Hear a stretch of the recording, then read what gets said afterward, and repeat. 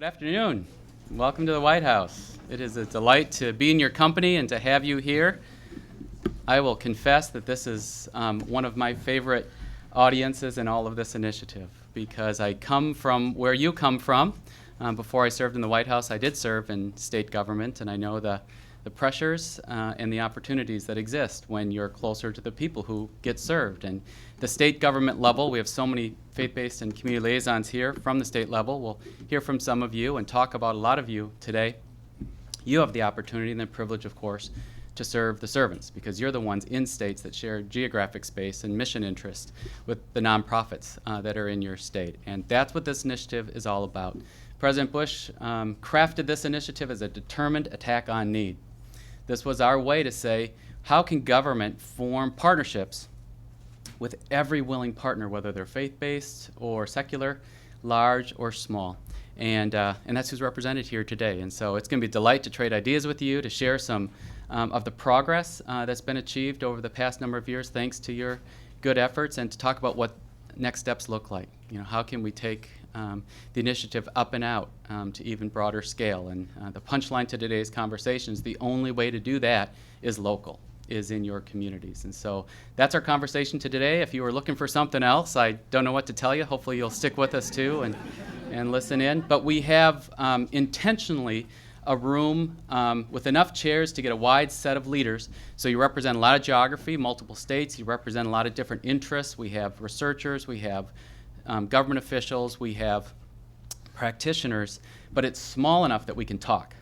So I will make a deal with you while I'm talking. Anytime you want to shoot your hand up and ask me a question or make a comment, please do, because I'm going to offer some introductory remarks. When the panelists are up here, hold back on that, because we want to let them be able to speak directly. We didn't give them a lot of time, but you can take time away from my prepared remarks if you want to ask me a question or two. So again, welcome. It is a privilege for us all to be at the White House. Of course, this is the People's House. A little bit of history. A number of you have been here before. Some of you have not. It's very interesting to consider our history as an institution. The White House itself, the residence, the popular image of the White House structure used to be the White House. That's where the president lived. President Washington designed it.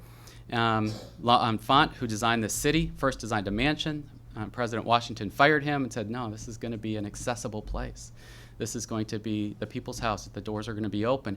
And so the president, from the second president up and through the 1800s, worked on the second floor of that house. And he had a staff of 3 for a lot of years.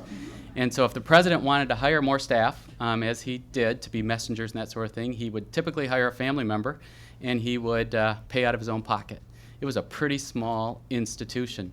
Abraham Lincoln would give speeches out the second floor window. He would welcome visitors through the front door. There's very funny stories about people coming and asking for jobs and leaving with a coat or some other item that's the best they could do for them that day. It was a pretty accessible democracy. Teddy Roosevelt had 6 children, and the stories conflict at this point. Either he was unable to get work done with 6 children around, or she was unable to run a family with all those advisors around. Nonetheless, it was under Teddy Roosevelt's presidency that the West Wing was created. And that's when the president's office actually moved out of the residence, as we refer to it, and into a portico and off to the side. This building that we're in now was the Department of Navy, War, and State. Famous occupants of various offices here were Teddy Roosevelt and Franklin Roosevelt, who served as assistant secretaries of the Navy. And if you walk through these halls, as you did to come in here as you were cooling off, you probably weren't looking at the doorknobs, but on your way out, if you look at the doorknobs, you'll see the different branches of service that those offices would have been occupied at one point. So this was that. It was sort of the military operation. And so Churchill was here, actually, for meetings during World War II. And while the president, the executive office of the president, first operated in the White House, then expanded to the West Wing. Today, and actually what happened was the staff moved from 3 persons to 6 persons under Grant, and then under FDR, Congress passed the legislation that created the executive office of the presidency, and then it became a real institution with multiple offices. Today, what we have is a White House operation or executive office of the presidency that includes 2,000 people. And so this whole building is full of presidential staff, and we have a couple other buildings that include presidential staff as well. Many of those staff members actually go from president to president, and they are professional budget analysts or professional security analysts, and they're not partisan. They're here just to offer their expertise to make the institution of the presidency work better. A number of us are political appointees who come in to serve a particular president, as I do. So there you go, a bit of history, a little bit of context. But it is such a joy and such a privilege for me to not only work at the White House, and it is indeed something that every single day when we come inside these gates, there is a sense of awe and a sense of stewardship, because it's a big deal to be tasked with making decisions that have impacts on the lives of other people. But to be able to create a platform, to be able to welcome you first to the White House, but then to be able to give a microphone to the real leaders of this initiative and to citizens and leaders in your communities that build out and fulfill the promise of our democracy for the disenfranchised, the socially excluded, the down and out, who we know are equal in God's eyes to every single one of us, is a great privilege. So we're going to hear from you today. And it is my great privilege just to be able to create a little bit of space so we can use this place, the People's House, to hear your stories and to recognize you for your leadership. So with all of that, welcome. It's an exciting time for the initiative. If you read the paper today or read the internet yesterday, there was a court case that bore my name, actually, so I should lead with a personal statement. I talked to my family about this. I said, if law students are going to be debating or studying this case with my name on it, our name on it, for decades to come, it's a good thing we came out on the right end of that deal. So that's a personal statement. But let me tell you a different sort of view that I have of this case. It's not why we're gathered today, but it is notable that this case was heard by the Supreme Court. It was the first church-state case heard by the Roberts Court altogether, now that we have a new Chief Justice and a new composition of the court. And it was the first Bush faith-based and community initiative heard by the Supreme Court at any level. So the optics, how this was seen, is actually very important and noticed by a lot of people. There may be legal scholars among us that could give us an in-depth analysis of what the case means in legal terms. That's not me. I'm not a legal scholar. But it's also not, I'll say very candidly to you, my chief interest. I think the case will have interesting and important precedent, but the really good news to me as an operator, as a manager, of somebody with responsibility to help this initiative grow, is that we were affirmed. Our mission was affirmed, the one I led with a few minutes ago, that what we're all about is building coalition of partners, including the faith-based members, which we have certainly pushed out on to create some the more level playing field and some better footing for you to be government's partner, but to really enable us, hopefully this case coming out in the victory column, just enabling us to kind of get off a bit some of the legal questions. We stay strident in our attempts to educate and to make sure that the Establishment Clause is respected. We're not lessening our commitment to that at all, but we want to increase the oxygen that the public conversation and this initiative's activities do to talk about real service, talk about real people, and talk about really tough problems that we're about solving. That's why these roundtables exist. You're here as a part of a Compassion in Action roundtable series that once a month we convene leaders such as yourselves in different topical areas. We've talked about controlling malaria in Africa, where 1 million children in sub-Saharan Africa die of malaria every year, preventable and treatable disease. It's just a tragedy, actually. And so we define that problem. We talk about the faith-based and community solutions that are addressing that problem. And we consider those two things in the context of a better national and international strategy, international in the case of malaria. We also talked about earlier this year prisoner reentry, the 700,000 prisoners that return to 65 major metropolitan areas every year with a 2/3 failure rate, with 2/3 of them oftentimes returning in recidivism back to the institutions where they were not particularly well prepared to be valuable members of society. So could we do that better? Could our reentry strategies work better? We considered that. We talked about economic development in the inner city. We talked about growing the volunteer base. What we're trying to do is profile the faith-based and community initiative by way of problem solving.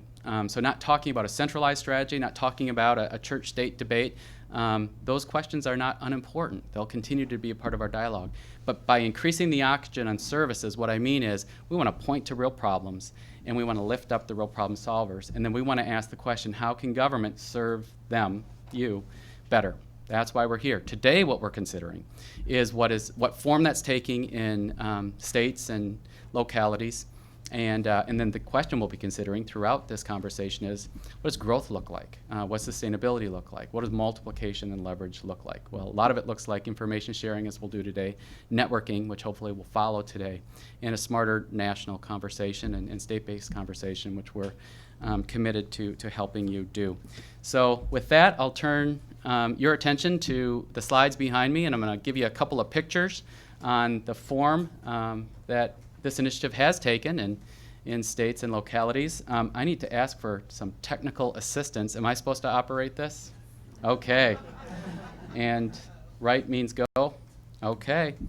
The first couple of slides will tell you what you probably already know, is that when we organized this initiative, really in many respects, part of the genius of the initiative is it wasn't just a White House office. It was a really big deal that the President of the United States decided that this would be among the handful of issues that he pays attention to and he champions. So that's a really big deal. But then also, beyond the White House, by executive order, the President has established a Center for Faith-Based and Community Initiative at 11 of these federal agencies. The Corporation for National and Community Service, which is also on the list, has voluntarily established a center and is doing remarkable work. So by way of practical application, all 12 agencies are working very, very hard within their program space on your behalf, on behalf of nonprofit sector partners. And so we have in these agencies a collective 70 or 80 staff who are considering how government can form stronger, more vital and sustainable nonprofit sector partnerships, changing rules and regulations to enable that, to test innovation and to push out new problem-solving strategies. It's really quite remarkable. We wouldn't have near enough time to inventory what's going on in those agencies because it's just so much information. In many respects, I talk about these roundtables. We're using them on a monthly basis to feature various agencies at a time because it's such a big story. And so you'll see more of that from us. But let's just acknowledge one of the building blocks of this initiative, which is the 12 agencies that create a portal for faith-based and community groups to come through these centers of faith-based community initiatives and talk about at-risk youth programs at HHS or affordable housing programs at HUD and disaster response programs at Homeland Security and so forth and so on. It's a dynamic part of who we are, and many of the federal liaison staff are with us today as well. Another thing that you probably know about, and some of you resemble these icons on this chart, and that is that a number of liaisons have been populating all across this country. We have, not through executive fiat or White House orders, growth of this liaison activity in the states and cities. Instead, this is just state and local leaders determining the same thing, that they need a liaison to be on point or an office or some other configuration to say, in our state, Texas, Florida, all across the board, that you see icons here, me as an elected official, governor, mayor, I need somebody to help me think through these questions. How can I grow nonprofit sector partnerships? And so we have, I think, our data point here that there's 33 governors that have a liaison. We've seen over the succession of this initiative, we've gone through election cycles, we've had governors change office and parties have changed in the mix. The Roundtable on Religion and Social Policy. This newsletter today includes a snapshot of that and shows the scope and scale of the governance question and how that's evolved over time. I commend that to you. Very, very interesting for us all to observe how this is sort of taking root and how different sort of governing strategies are being deployed. Every one of these liaisons have a different story as well. Not only 33 governors, but over 150 local liaisons in the 50 states plus Puerto Rico. They take different forms. They attach maybe to a government office, or they serve maybe in the executive office. They serve maybe a region. We're studying this. You probably, as in the liaison class, study it as well. We're doing a training here at the White House tomorrow for liaisons. We're going to unpack a lot of our learning and insights because we consider it one of our main responsibilities to help these liaisons be successful, to transfer innovation and ideas and problem solving together. It's become a movement. It's become a really big deal. A different way for government to do business. And so we're figuring out what this means, and we're trying to get more stars on that map.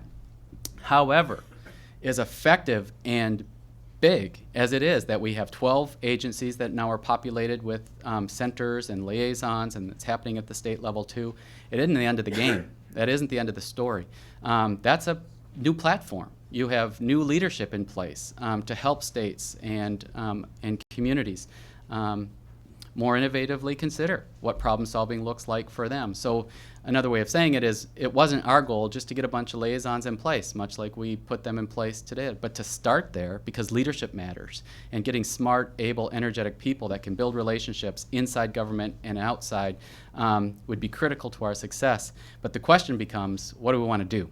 What does success look like in motion? What forms does the initiative take in state and local areas? Well, I did a bit of research before I came into this role, so I lapse into that thinking at times. And so I've studied a bit, what's happening in the states, and came up with a summary, as I saw it at least, 4 broad categories of activity. These, again, were not ideas we came up with and strategies that we deployed. Instead, we fed a bit of the innovation, and states and communities have innovated on their own, and we've sort of, within the White House, kind of studied it, looked at it, and synthesized a bit of the activity, and the best we could have, we've come up with so far are these 4 general categories of innovation, sort of measures of the activity that's taking form. The first one, policy reform, is the one that's probably received the most attention.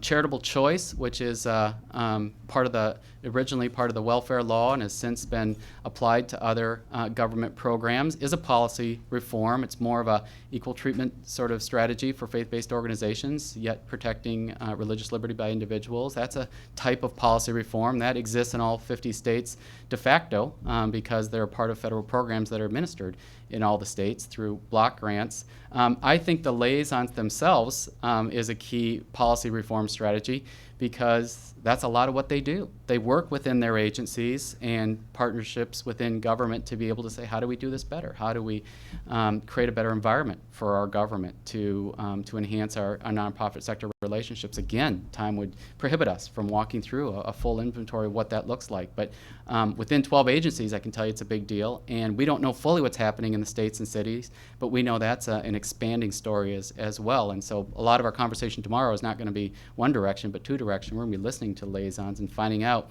what success they're having in policy reform, what barriers they're having, what succession or growth strategies they're considering, so that we can kind of think some of that through together. Policy reform, though, cumulatively is a significant portion of activity that's happening collectively across the country. Second, program innovation is what I'm referring to as sort of the testing of new ideas.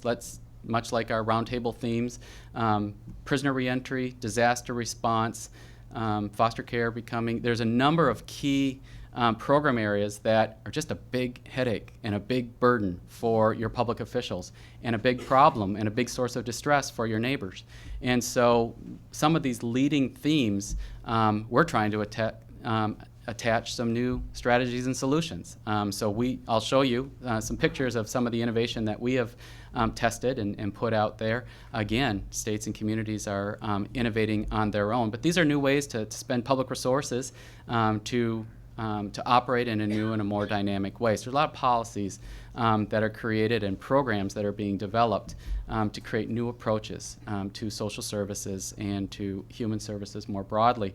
And that's a second category. Third, capacity building is what it sounds like. There's training and technical assistance and equipping that government does, that large nonprofits do, and we consider a third very valuable category, because it isn't all about us creating new law or new policy or spending money even a different way. It is about the nonprofit sector getting stronger, growing, being more sustainable. And there are some things that we've done and continue to advance that hopefully just creates more viable nonprofit entities in your communities. We'll talk a little bit about that, but that's a third category. And fourth, which has received probably the least attention, but is still a robust story, is private strategies. Volunteerism, philanthropy, other forms of non-financial assistance that's being offered by governments or that exists in your communities. There's a lot of innovation that's taking place just completely outside the government sphere. And we need to be humble enough as government officials to be able to acknowledge that has huge public value, and we need to enhance that or at least appreciate it.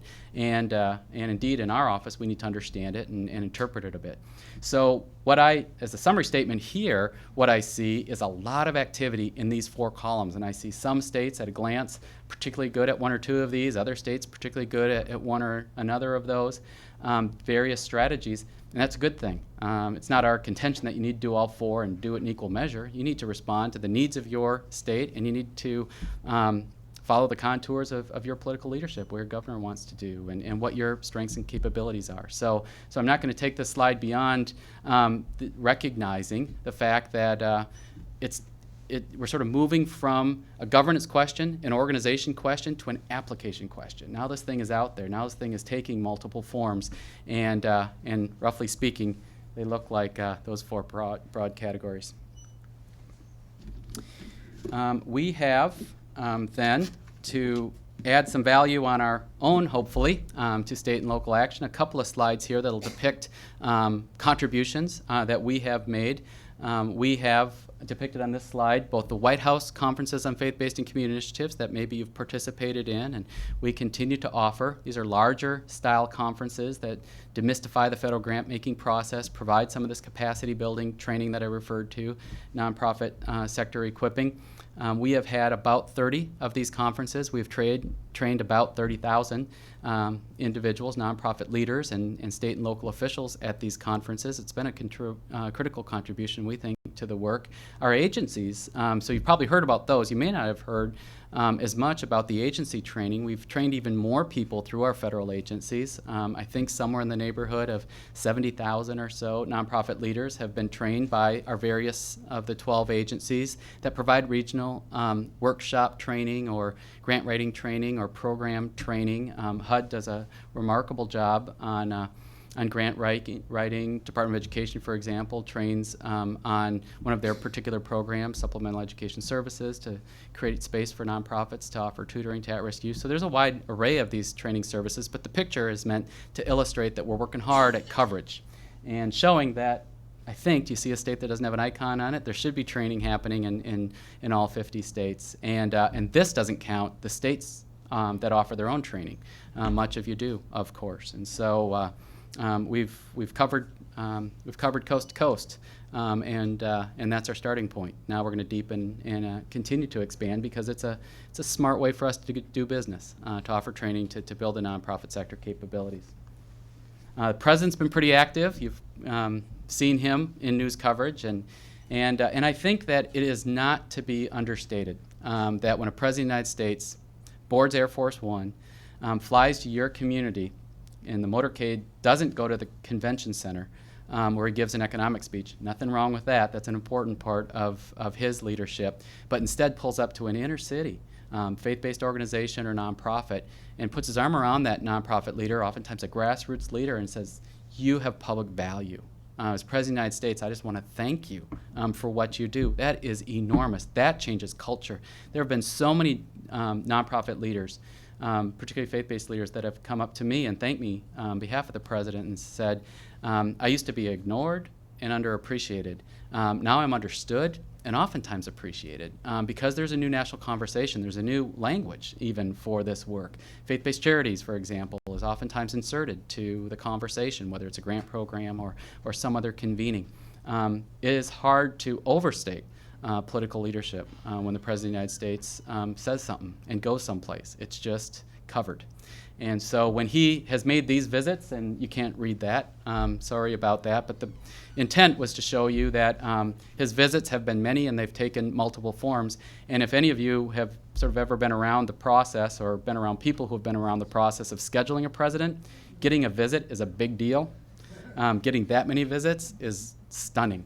And it just, the secret is he gets a lot of energy from that. He gets inspired from that, and it's something that enlarges his heart because he knows that America is not great because of our military strength or our economy, but rather the goodness of our people. He says that often.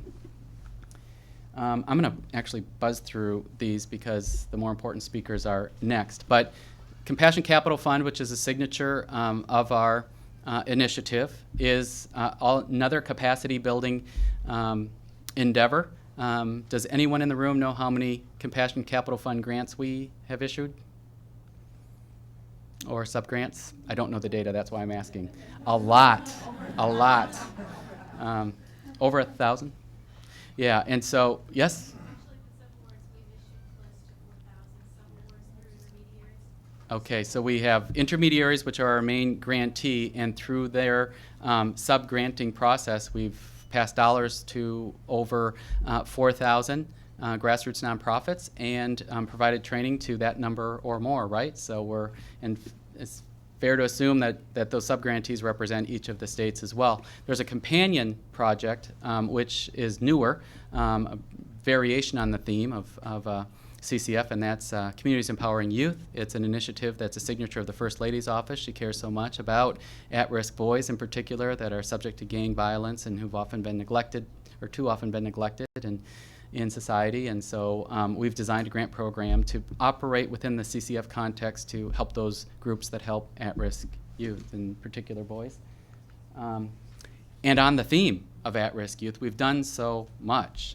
We have not only Helping America's Youth is a forerunner name of the Communities Empowering Youth project. Those are the blue dots, the Gang Reduction and Prevention Intervention Project. I know we have the Richmond team here, and others of you may represent that demonstration project, multiple sites, and many people being served. I was just in Richmond and so amazed at multiple levels of that work. It's a very smart federal investment because it's investing in good groups that effectively serve their neighbors. The multiplication effect is huge by investing in them and local leaders forming 60 some partnerships that you have within the community, which brings so many other resources to bear, and it appears that once federal dollars maybe stop flowing, the project doesn't stop because it's a solution that they know they need now to do their work for at-risk youth better. So it's a remarkable story. Mentoring Children of Prisoners was a State of the Union announced initiative, and it also, of course, addresses a sore need, which is that the children of prisoners are more subject to pathways in crime that needs to be interrupted by caring volunteers. And so you'll see by this map multiple projects that exist for the purpose of healing and helping the youth who are disenfranchised in our communities. And in a related sort of policy space, I mentioned the reentry work earlier. We have two signature initiatives, the Prisoner Reentry Initiative, which was another State of the Union announced compassion initiative, and Ready for Work, which was an early on demonstration led by the Department of Labor that is helping us consider between workforce systems and criminal justice systems how we could do a little better job pre-release, during probation, and post-release to help people re-engage, work with employers, work with the inmates, work with their families. And that site map doesn't fully capture the story because there are so many lives that are being affected by that, and there's so much influence from these sites that other systems are replicating or doing at the state and local level. Access to recovery, it's very important innovation. You may know it's our signature indirect financing strategy where we're using vouchers in the states to advance the substance abuse and treatment pathways that are driven oftentimes by the person's own desires for healing. And so empowered with a voucher, he's able to seek out a vendor of his or her choice. And it's really quite remarkable what happens in that context because it gives some ownership to the person who wants to get healthy and wants to select a provider that really resonates with maybe his value or her value system or neighborhood or some other affinity. But it also opens up the door to so many more providers. If we're just picking them, if we're just holding a competition to pick a couple of providers, then the door is narrower. If we're empowering the individual to select a provider in his or her neighborhood, so many more actors get to come into play. And so that's an innovation that's growing. Switching gears and looking at some of the private side dimensions of this work.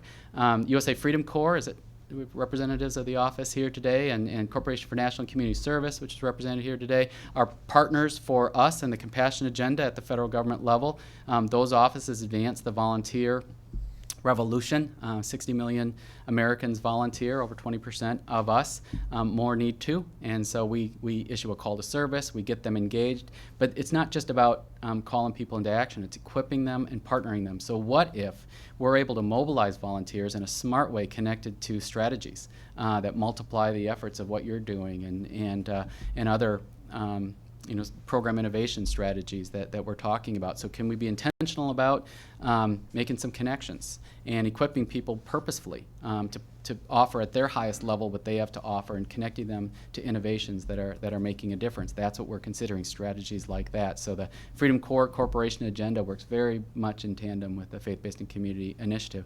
Americans are unique. We solve problems a lot by private association, by nonprofits. Do you know there's 1.5 million nonprofits in the United States whose combined annual revenue and collected asset base would make the nonprofit sector, if a country, the 6th largest economy in the world.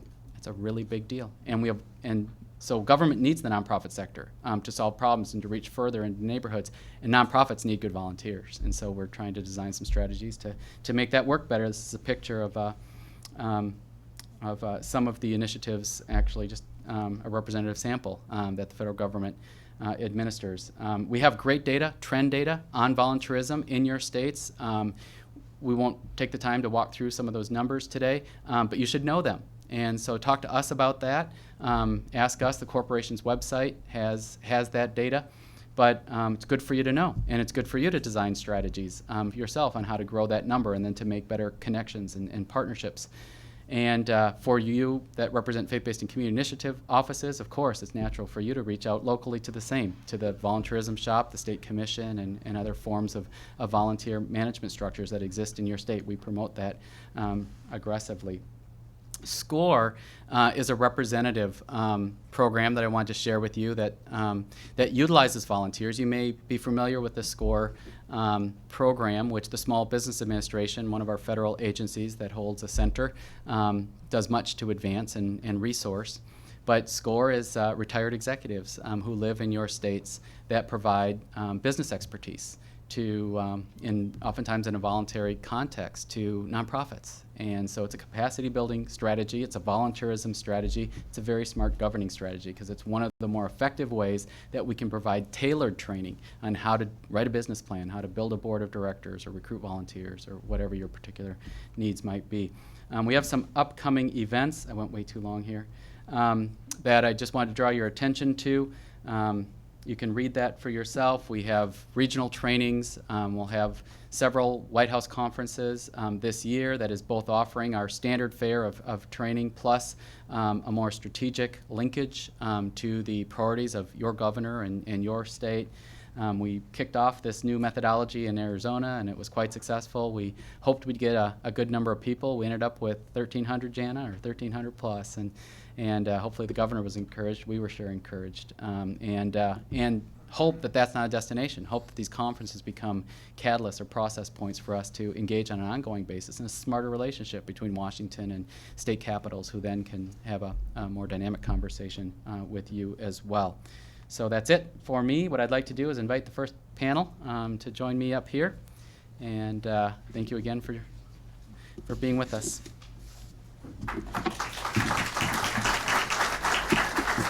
you moderating?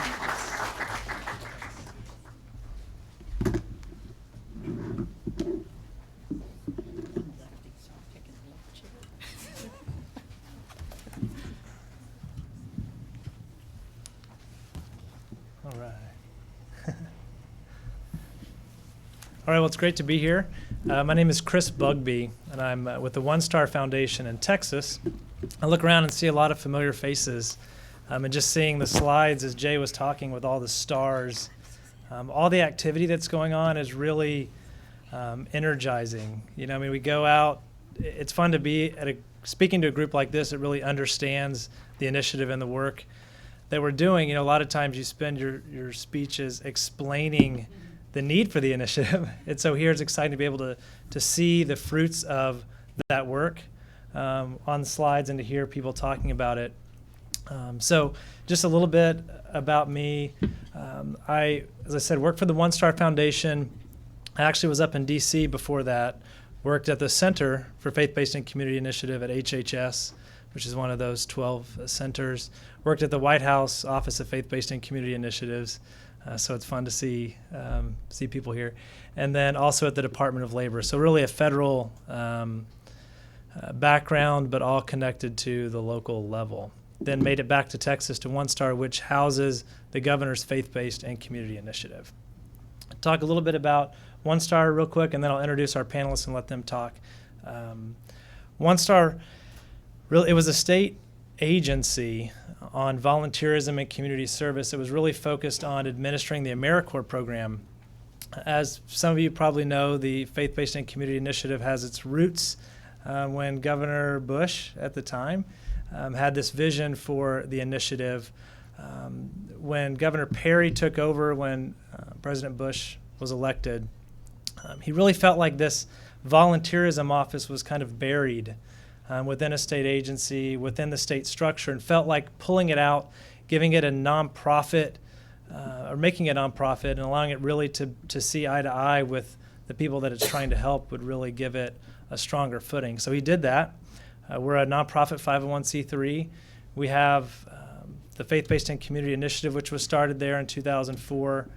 And really after the hurricanes, Katrina and Rita, it really helped define One Star and what our mission really was. And we had to stop and say, what are we really doing here? And it really helped us understand the purpose of all of our programs is really about the capacity, about the ability to meet the needs of the citizens of Texas. That's what the nonprofits do, whether they're faith-based or community. That's what the government agencies their focus is and what they rely on the nonprofits to do. So what could we do as an agency to really help strengthen that sector?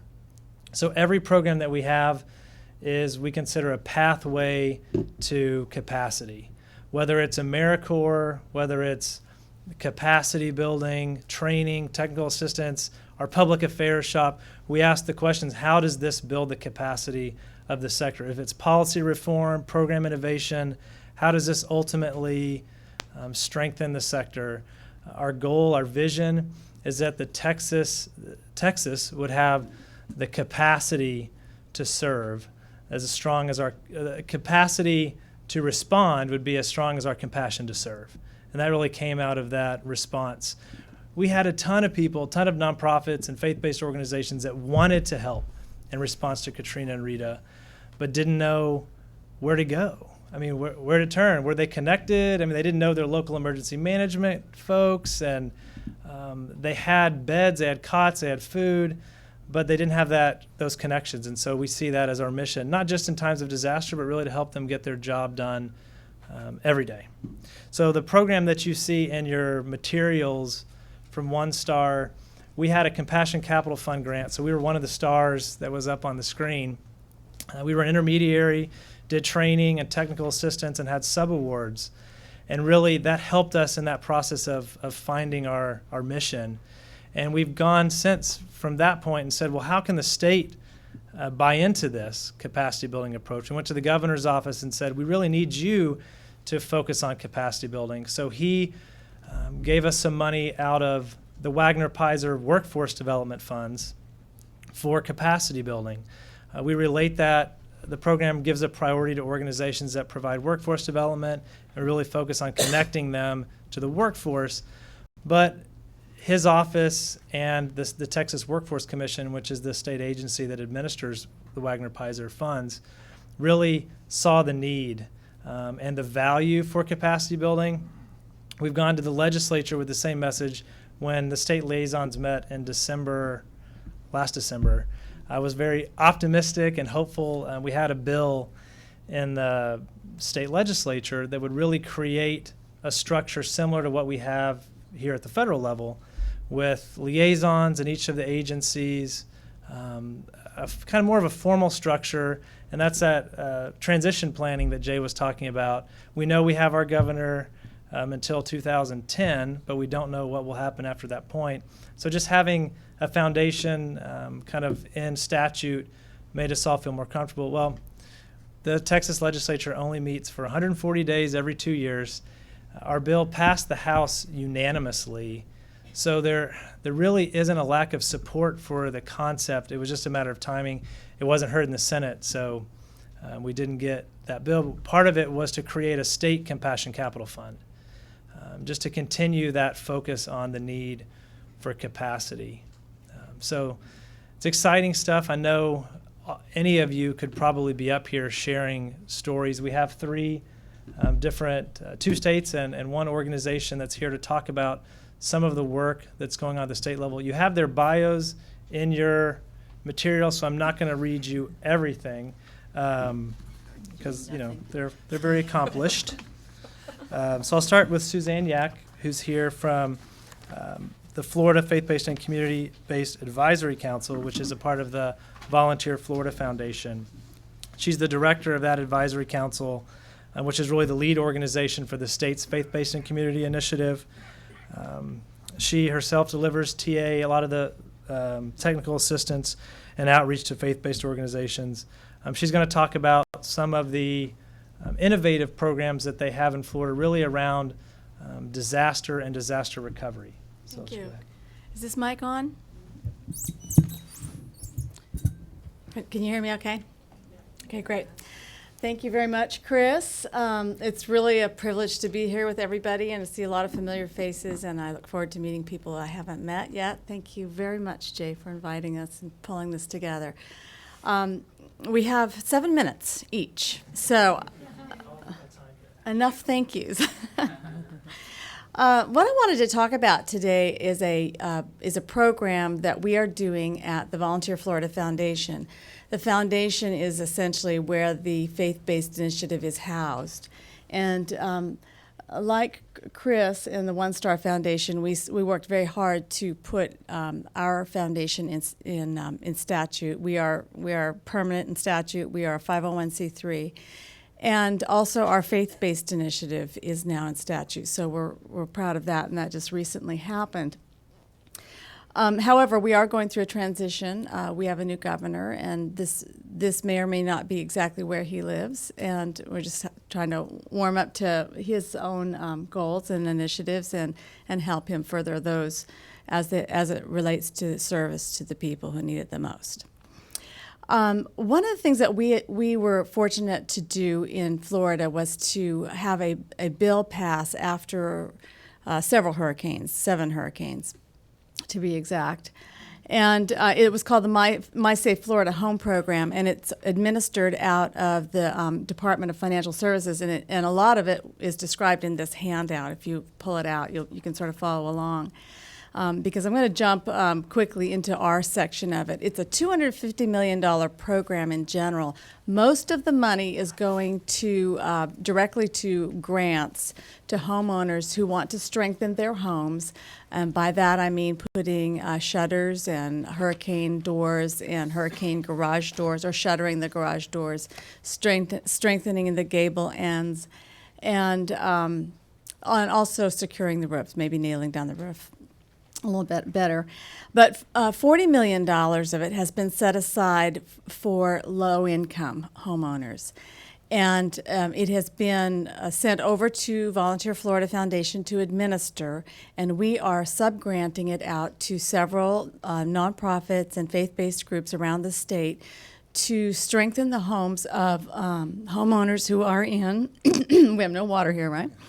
The 80% or below of the average median income. So these are homeowners who can't make the match in the My Safe Florida Home Program. With My Safe Florida Home Program, you and I could bring $5,000 to the table, and the state would match it. For $10,000, you can get a lot of work done. Now, the low-income homeowners can't do that, and after our experience with Ivan up in Escambia County, we had 30,000 people who lost their homes up there. Hurricane Wilma wiped out several of our counties, and our affordable housing inventory is just flattened. It flattened literally. And so whatever we have left, we want to protect for the low-income housing. And so this money in the section that we're administering is going out to these different groups. And several on this sheet are faith-based organizations. They had to apply for it competitively. And for instance, let's just take a look at Rebuild Northwest Florida in Escambia and Santa Rosa County. They are going to strengthen 1,500 homes, 1,572 homes with their grant. And that group is a faith-based group. It's got a lot of different denominations represented on its board. And they also are administering mitigation funds, and that's the word we use for this, of about $14 million from FEMA. So with our $2 million that we are giving them and $14 million, 3 years ago, Rebuild Northwest Florida didn't even exist. And now they're doing up to $17, $18 million worth of mitigation work in those two counties. So this is exciting because they went from 0 to 60 in no time at all. Now, luckily for us, we don't have to do a lot of capacity building with that group. There's amazing talent there. Some of our other groups they weren't construction-oriented groups. Now, Habitat was. But community rebuilding ecumenical workforce up in Hendry County, they were not maybe experts in shutters and hurricane doors. So we've done a tremendous amount of capacity building and technical assistance with these groups, and we fan out all over the state working directly with them constantly to help them with a certain skill set that it takes. That is a program that is pretty unique, I think, among the states, and maybe that's why we're up here today. We've got some other programs that I would dearly love to tell you about, such as our new vendor bidding system that is allowing nonprofits and faith-based groups a much steadier, stronger access to state grants and available contracts.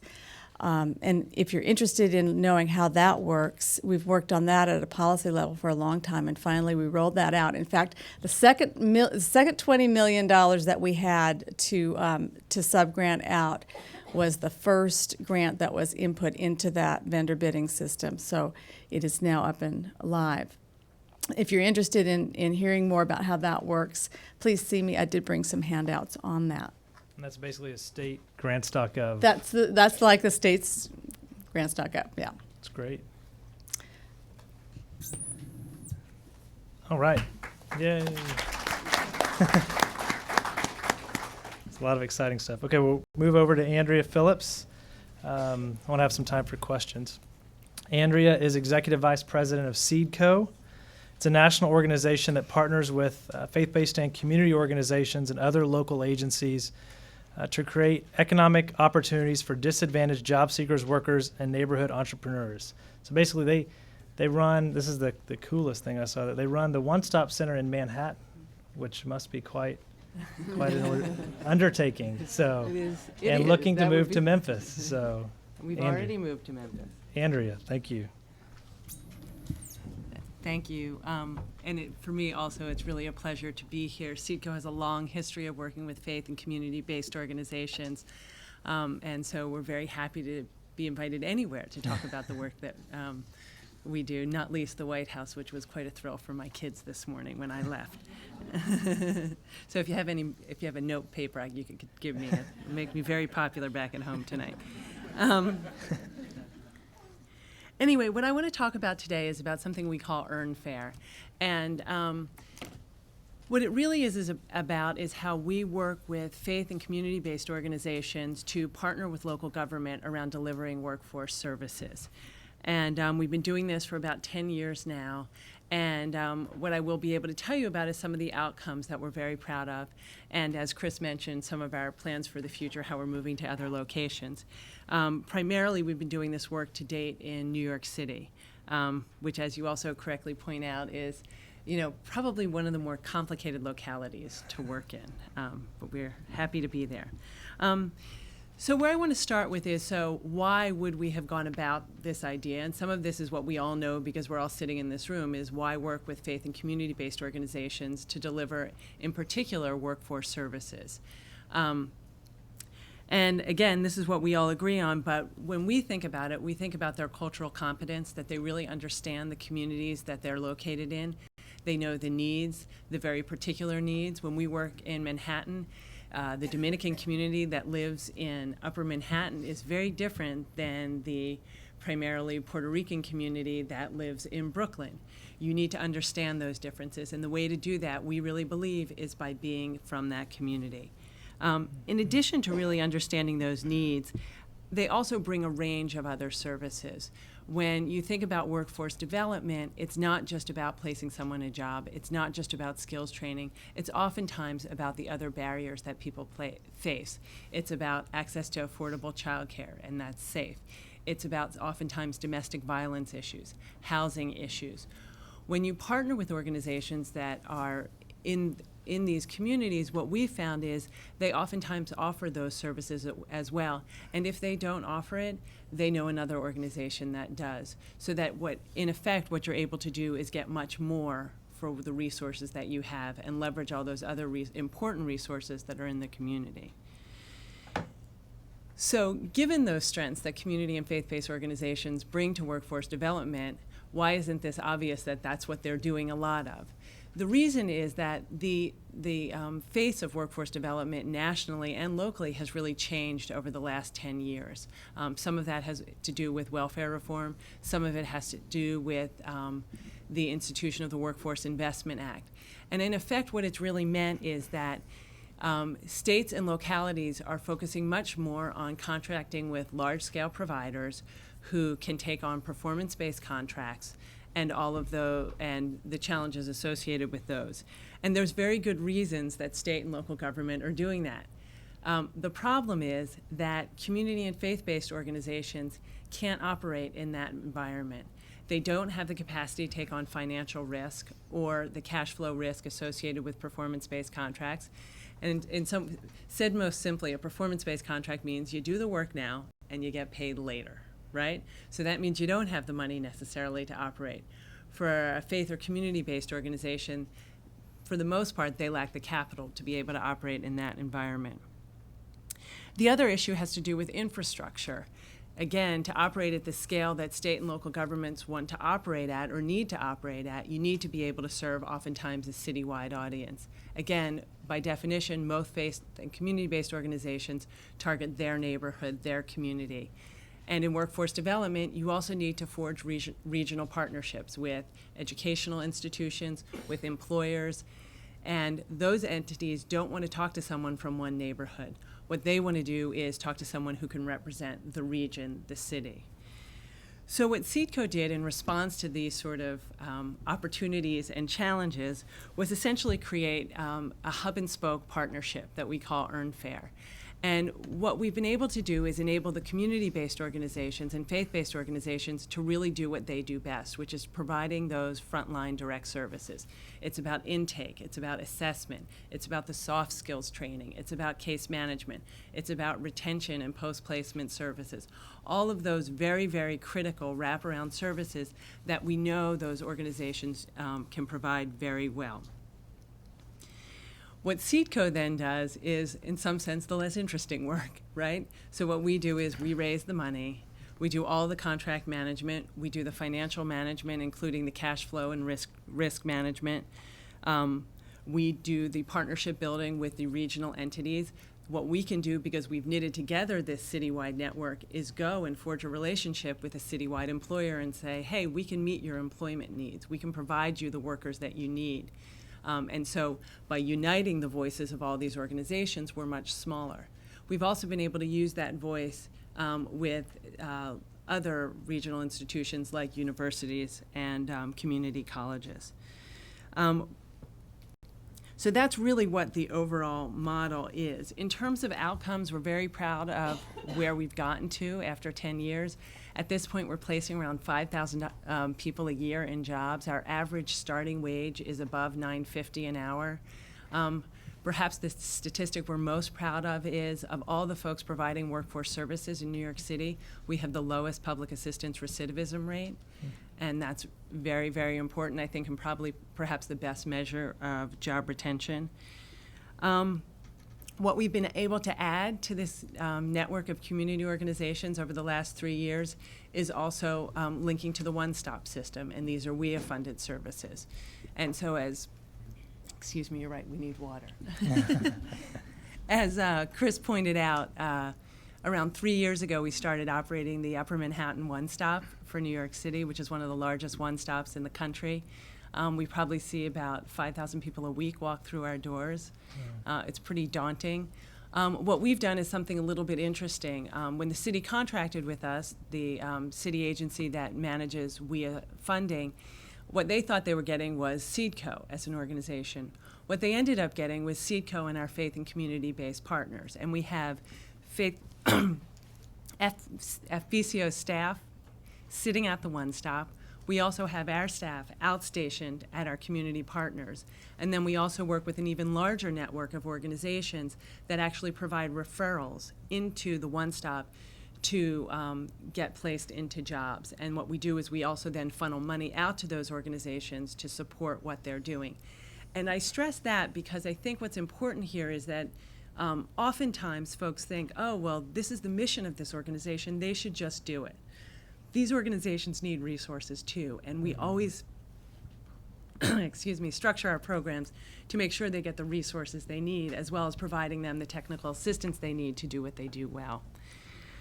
So, just in final last words, we've also, in terms of replicating this model, we've been working with the Department of Labor for about 2 years now, helping WIBs across the country replicate what we've done. And we're also starting up in Tennessee for 15,000 TANF recipients. Great. Thank you. All right.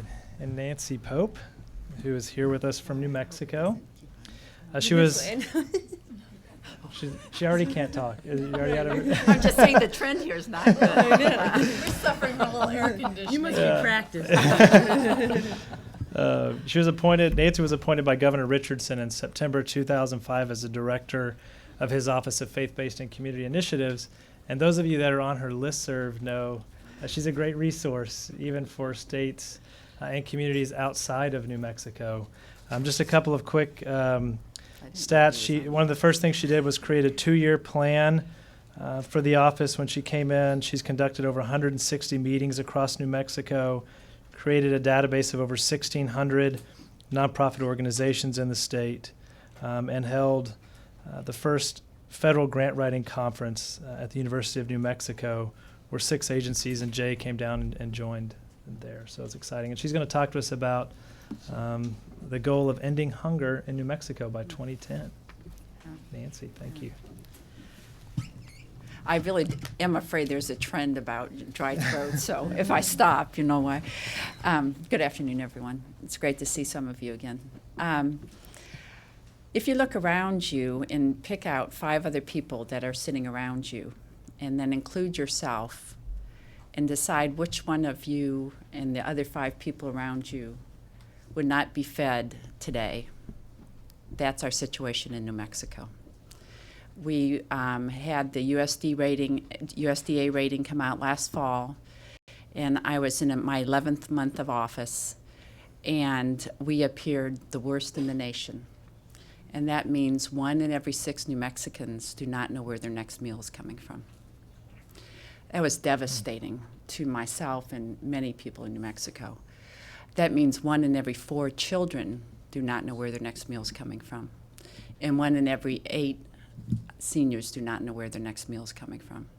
And you think, how can that happen in the United States? And I think it's a combination of 2 things.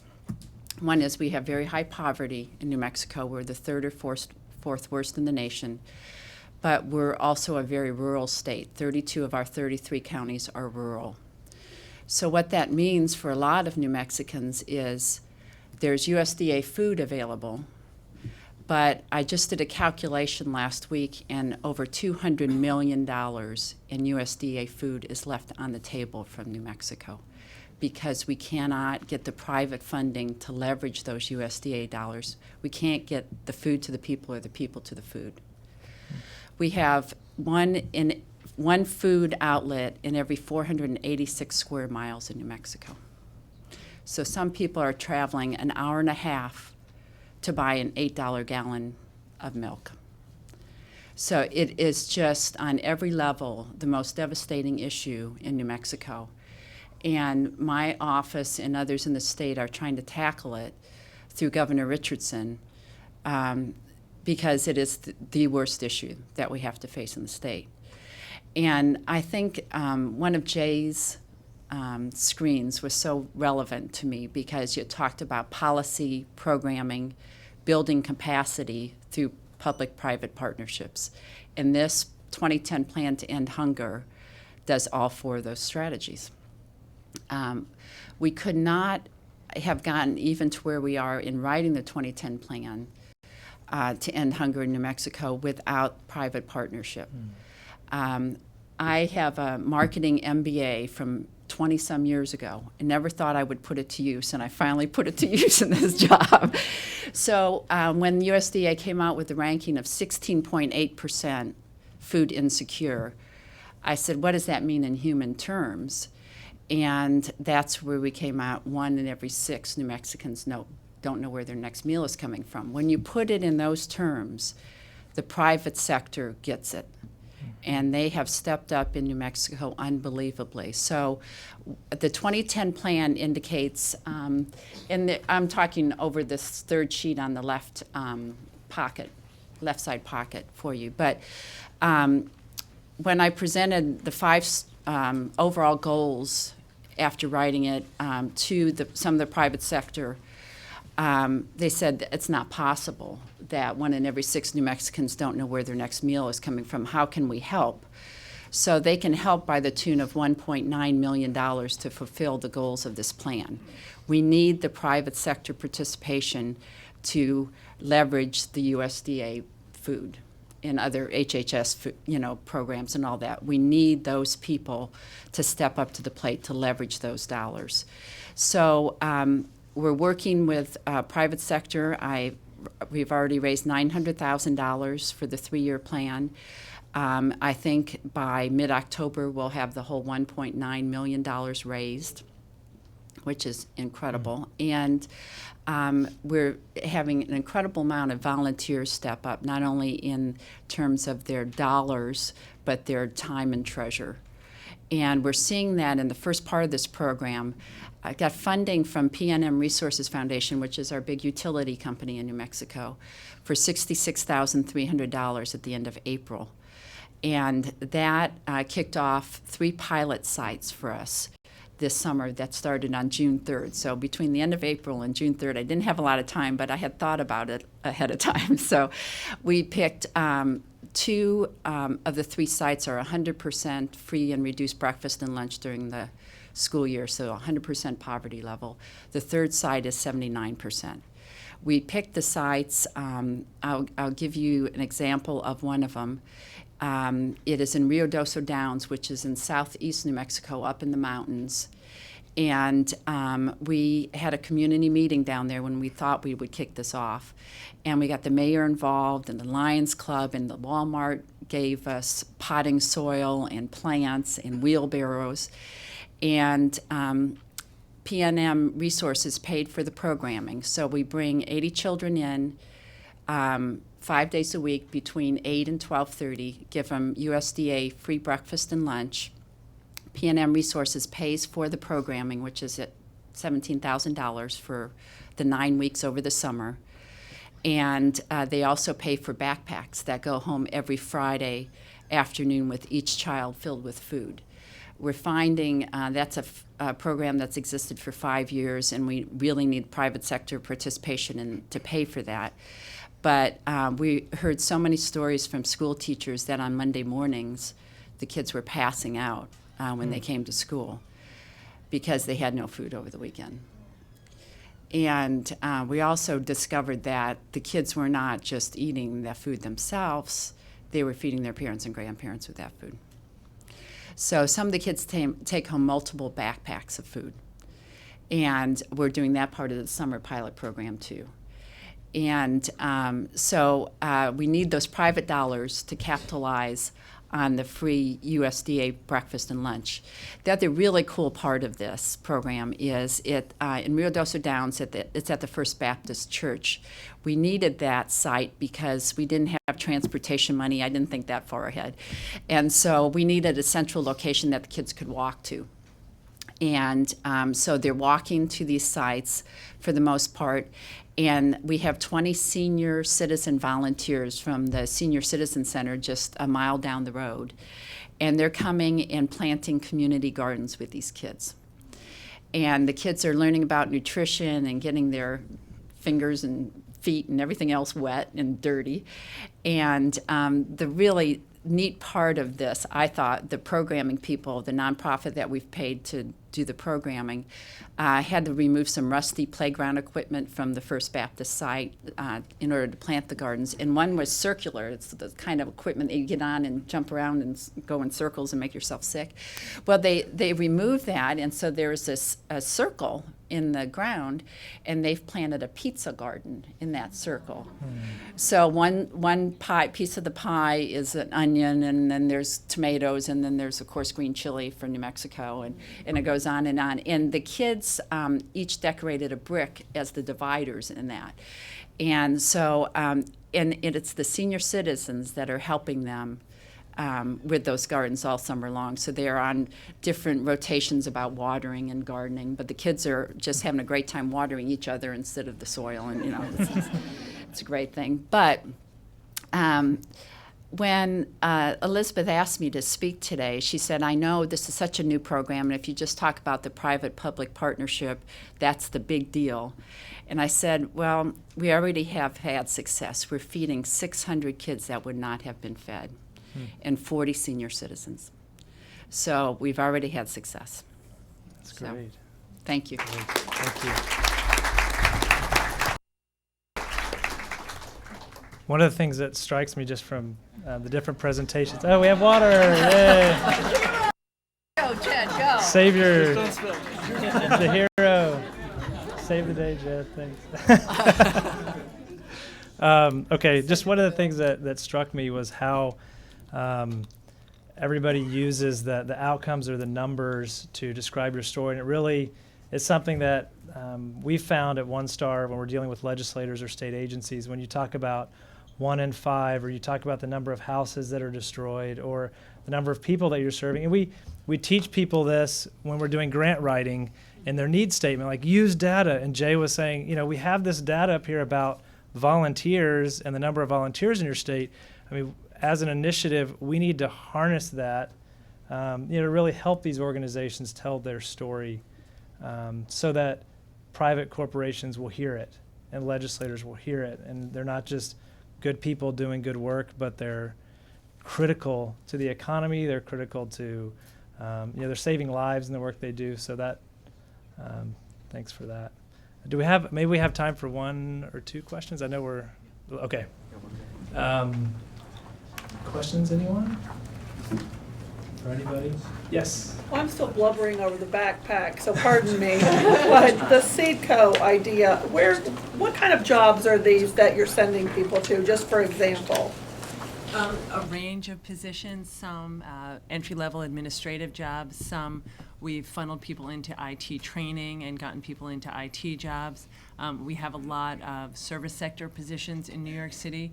We obviously always try and focus on jobs that pay a living wage and offer benefits. Sometimes folks are not able to get into those jobs. In those cases, we help them get jobs in small local stores, but then continue to work with them about getting the educational services they need or other training they need to be able to move up. We really try, and again, I think this is the strength of the model, is it's about the long view. And what we know is once people get connected to the organizations, they're going to keep coming back and get the other services as well. People find you and you find people with jobs. Kind of a collaborative thing. They come both ways. Yes. You go out and find jobs, and people say, hey, let's go to Seedco and get employees. Right, and most of them wouldn't say, hey, let's go to Seedco. Most of them would say, hey, let's go to Northern Manhattan Improvement Corporation or Harlem Congregations for Community Improvement. And we're sort of much more in the background. But what we're bringing to the table are the resources to do the work, the technical assistance, the employer relationships. Okay. Another question? Lisa? As you institutionalize programs, it's easy to go down the path of least resistance. How do you make sure that your programs engage smaller community and faith-based organizations, say that have budgets of less than $500,000 or even $1 million? With the mitigation program, at least that I described, that would be a good example. Bringing the money is really the way to do it.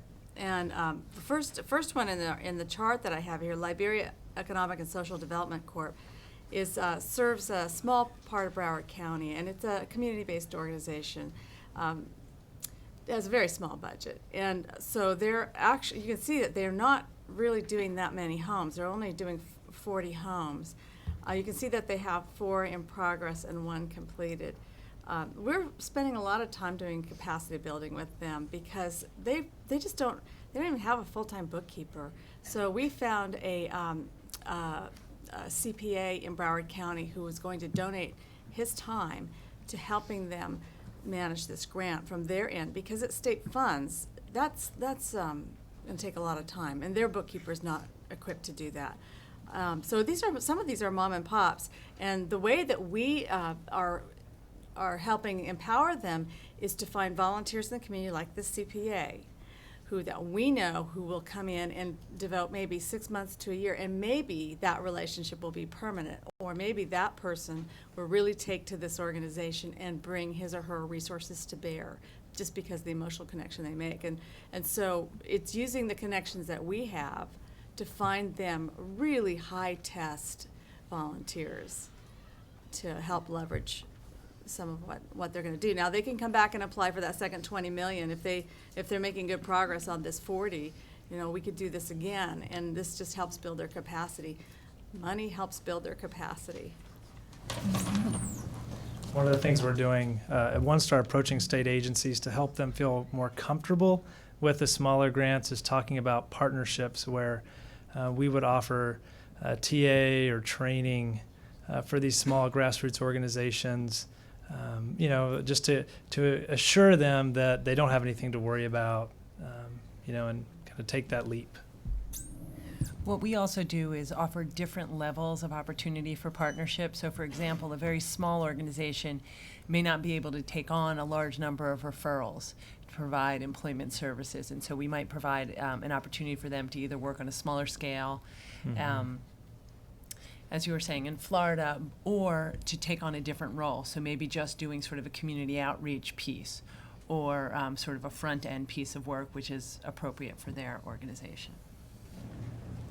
All right, I think we're out of time, so we're going to move on to the next panel. All right, Jay. Thanks, everyone. Thank you. Very nice. Thank you.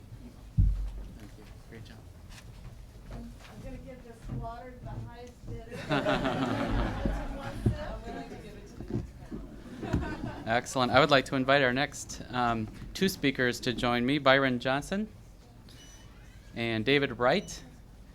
2 of our nation's foremost researchers in this space are going to have a brief conversation with me. In your program, you'll see that Stephen Mansma was scheduled to join us. He spent 2 lovely hours on the Northwest aircraft in Michigan this morning, when I'm sure it was very cool on that plane as he sat on the runway for 2 hours, and they finally canceled his flight and turned him back. So we regret that he's not able to be with us, but we are very fortunate to have these 2 gentlemen who I will introduce briefly and interact with.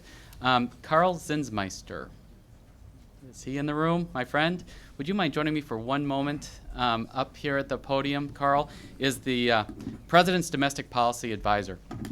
And so he is tasked with helping us design critical elements of what the Bush Compassion Agenda is about and what it's intended to accomplish.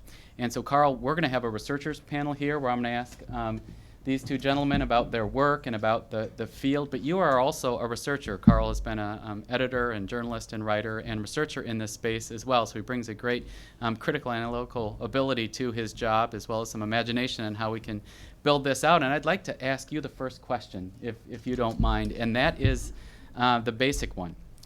Carl, why is the Faith-Based and Community Initiative important to the President's domestic policy apparatus?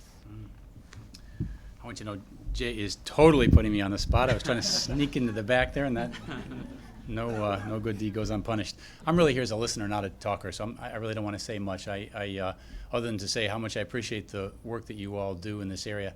I can assure you that Jay and everyone in his office, and really all of us in domestic policy generally, think of this whole area of work simply as a way of solving problems. That's really what it is. I get so frustrated sometimes when I hear people say this is just a fig leaf, or it's window dressing, or it's a way of I don't know, currying favor with some social faction or something.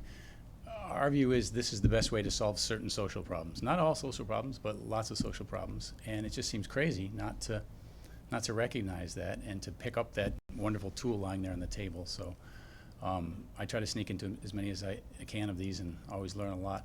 The other thing I just saw just this morning, which was so apropos of Jay's timing for this particular conference, I forgive me, I don't remember which group this was from, but one of the groups sent me an email that noted that I think there were 13 governor's offices that just turned over that had faith-based offices that had been founded by the governor who is no longer in office. And that's a good time to figure out whether these seeds that have been planted are going to last, or whether they're going to be just solely associated with the progenitor and going to die as soon as the governor who got it started goes away. And the great news was all 13 of these were continued. So I'm beginning to get the feeling and get excited about the fact that the kinds of work that you folks are doing it's really taking permanent root, and it's going to become a part of our country for the rest of our lifetimes. And this is going to be one of the ways we attack problems and make the world a little bit better. So thank you for all the work you do, and I'll look forward to being a fly on the wall in the back from now on. Thank you, Carl. Very good words. Byron Johnson is a noted criminologist. He is a professor and director of an institute that studies religious matters at Baylor University. He's also been at Penn and Princeton, other prestigious institutions. He is one comfortable in the field. He knows what it's like in the neighborhood to get work done, but he brings a trained social scientist's eye. So we're very privileged to have you, Byron, on this panel. David Wright is director of Urban and Metropolitan Studies at Rockefeller Institute in upstate New York. He also is a great thinker, has been in public policy space. He's worked in government, and now at Rockefeller Institute is a noted author, researcher in social capital, what it does, what it takes in our communities to leverage human resources toward the social problems we're talking about today. He's also director of a project, the Roundtable on Religion and Social Policy, that we've made reference to. As a research director, he's given great leadership to a project that's taught us much about the forms that the initiative is taking in your states and communities. So, gentlemen, good to have you with us today. I'm going to ask you a couple of questions. Let me start with you, David. Why does it matter what we're talking about today, that the policy, the program, and innovation that we heard from the first panel about, and we'll hear again from another panel, why does it matter that this work is happening in the States, or is this sort of a random set of interesting stories, or is there something that represents more of a critical mass that we should be paying attention to? Well, the challenge to each of us from most of this information is to try to assess how much of this are isolated dots and anecdotal stories, or how much they're really part of a larger mosaic. But for all the attention that has been given, certainly lots of attention in the public media to the faith-based initiative in Washington as a major effort of the Bush administration, the clear fact is that the arms and legs of what happens, even directly with federally funded social services, really happens at the state and the local level.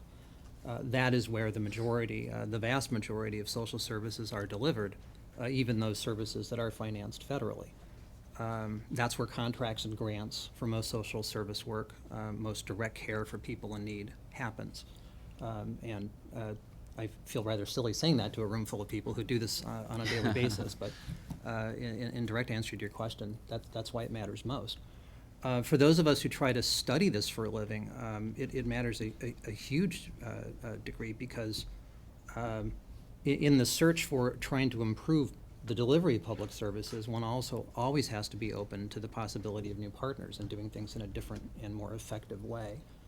And that's the primary reason why this matters to us. Excellent. Very good. Byron, you've studied the faith factor in your field, particularly in criminology. Why does the faith factor matter in the delivery of social services and in the nonprofit sector more generally? Yeah. Or does it? It does. It does matter. I've reviewed a lot of studies, as Jay knows, examining the role of faith, especially in the field of crime and delinquency, and we found that it's a robust variable that makes a difference.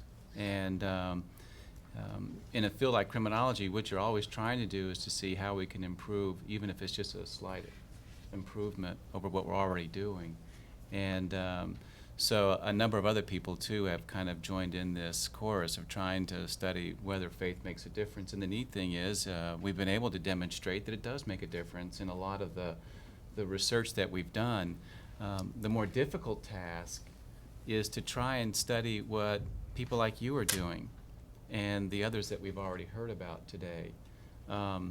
It's very easy to get data from different data sources and write articles, but it's very difficult to capture what you've heard up here today in any meaningful way. I did one study, as you know, Jay, on a faith-based prison, and that was a 7-year enterprise. And when I started that project, I had a head full of hair. So studying what you do is a very difficult thing to do. It's not just like getting a CD and analyzing some data. It requires a lot of field work, and it's not clean. It's not easy. And you know, the one thing that I'm hopeful that we can begin to do is to attract other researchers who are willing to lose a lot of hair as well, to begin to do the hard work of doing empirical analyses behind these incredible stories that you've heard today and that you hear every month when you do one of these roundtables. It really is a labor of love that we have to really be committed to. And I wrote an article, I'll just throw this out there, about 2 months ago on religion and the death penalty. And the interesting thing is, a colleague and I wrote this article in 3 weeks. And it's going to come out in the #1 journal in the field. But that was data that was already there from a longitudinal study. It was so easy to do. And one could spend one's time just cranking those out. But it really doesn't have a whole lot of bearing on the kind of work that you do that makes the difference every day in the lives of people. And that's where we have to be willing to say, you know, I'm not going to crank out these 5 articles and build up my resume. Instead, I'm going to try and get a couple other people to help me to go out into the field and see if we can look at some of these anecdotes to see if there's more than just an anecdote there. Very good. Very interesting. David, I don't know if you want to add to that, but I'd like to take that one step further and invite you all to participate in this form of dialogue. Let me ask first you, though, Byron, to follow on by way of saying, is there something organizations can do in the direct provision of services and the operation of their agencies that could somehow, if not too cumbersome for their organizations, but could somehow create data that could be made more collective and ultimately used by a trained social scientist to become even that much more persuasive then? Yeah, I think this is an important question. I know David will want to weigh in on this one too. How can we be more intentional as researchers to connect with people like you so that we make ourselves available and help you so that when you're doing a lot of groups think that they're already doing evaluation research. They're really not doing evaluation research. But it wouldn't take rocket science for people to come alongside them to tweak what they're doing so that we would have data that we could actually analyze. I remember the first time I worked with Prison Fellowship, they told me they had all this data. They go, come work with us. We have plenty of data. I hope there's probably some PF people here that are going to be offended. And I was a graduate student, so I flew to Washington, and when I got there, they introduced me to a file cabinet. And I go, this is your data? I was kind of excited. So they were letters. They had received letters from people who had been through their programs. And I said, so, like, what else do you have? You know, do you know how many people went through your program? Do you know anything about the people? And it was just these letters, but, you know, they weren't jerking me. They felt like this was data. And so I think that's an example of the disconnect that exists between people like us and people that are in the field, and I think it can be remedied over time. I guess I'd answer that in two ways. But I think your question was about what organizations might do, but I'd also like to talk about what we academic researchers might try to improve on. Very good. We tend to speak in sort of terms of metaphysical certitude, and there's an expectation of a level of proof that seems to be needed for whether faith organizations do what they do in ways that are more effective, that is not applied, at least from my experience, to almost any other form of social service that's delivered. So I personally find that intriguing, but be that as it may.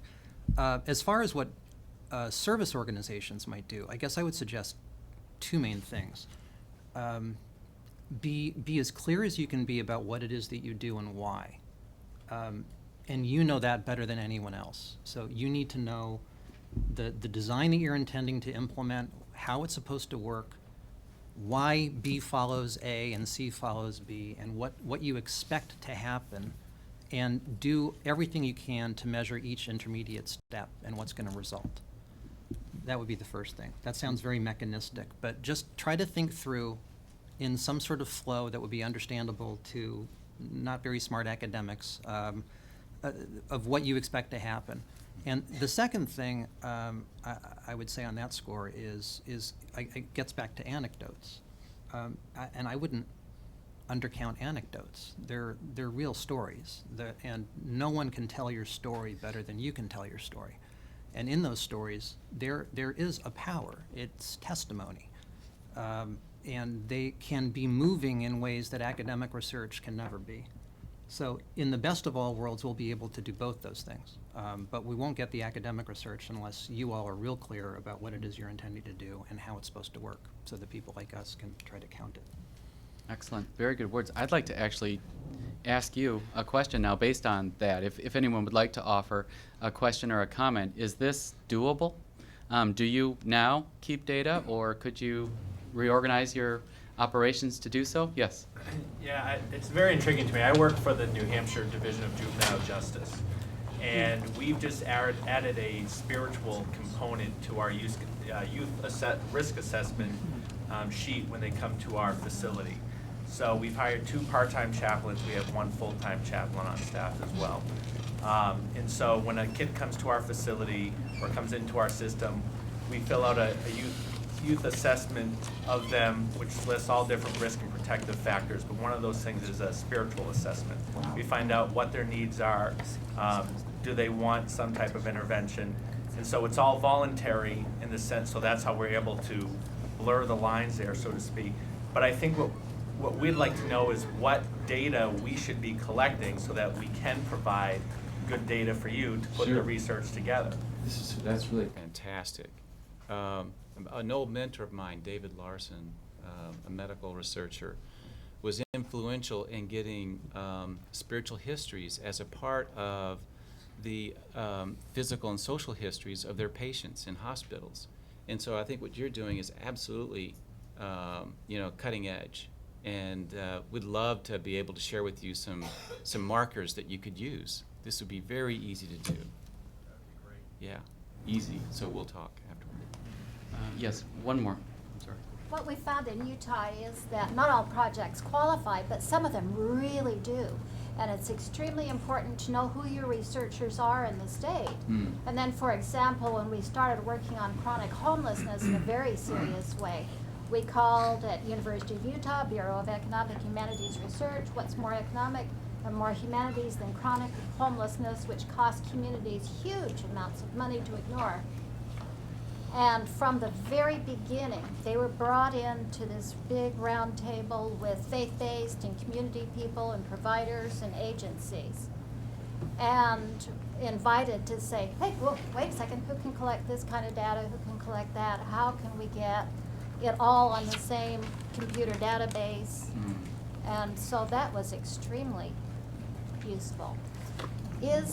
Are there better ways than we've been doing it for finding who the researchers are? We've been calling each university, looking at different departments. Is there a way of finding those researchers in a more economic way? One of our colleagues, Bill Clark, is from University of Michigan, who's here. Bill, you want to make a comment?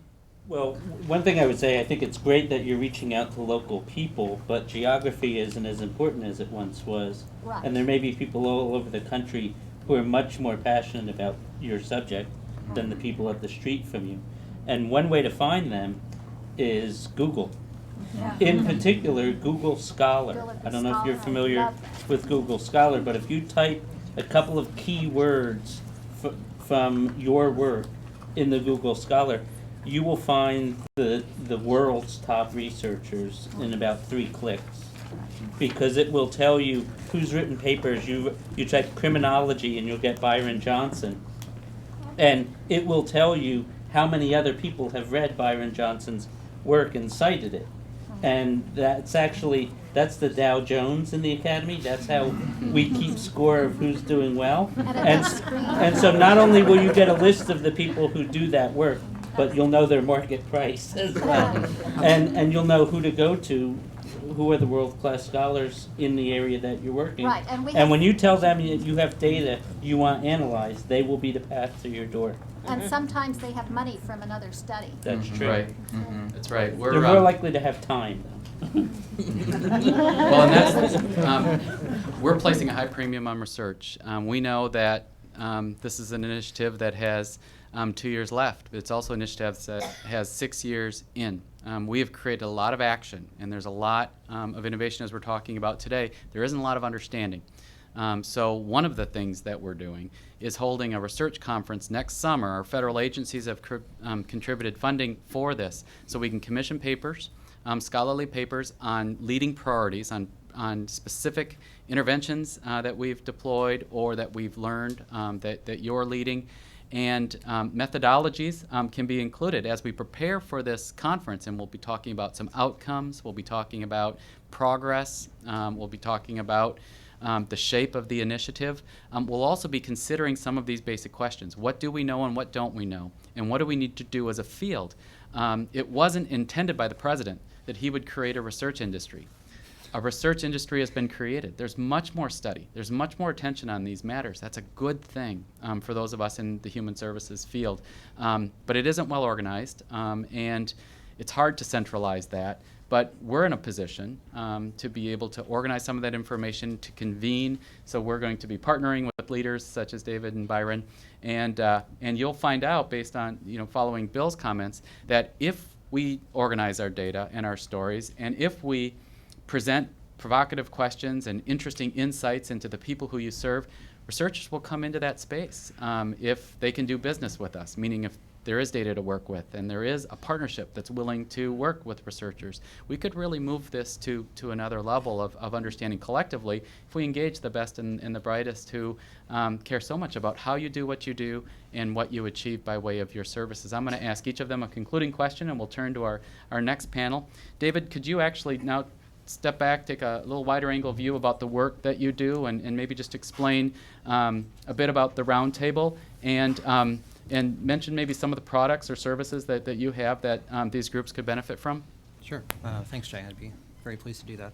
The Roundtable on Religion and Social Welfare Policy is based at the Rockefeller Institute, which is the public policy research institute of the State University of New York.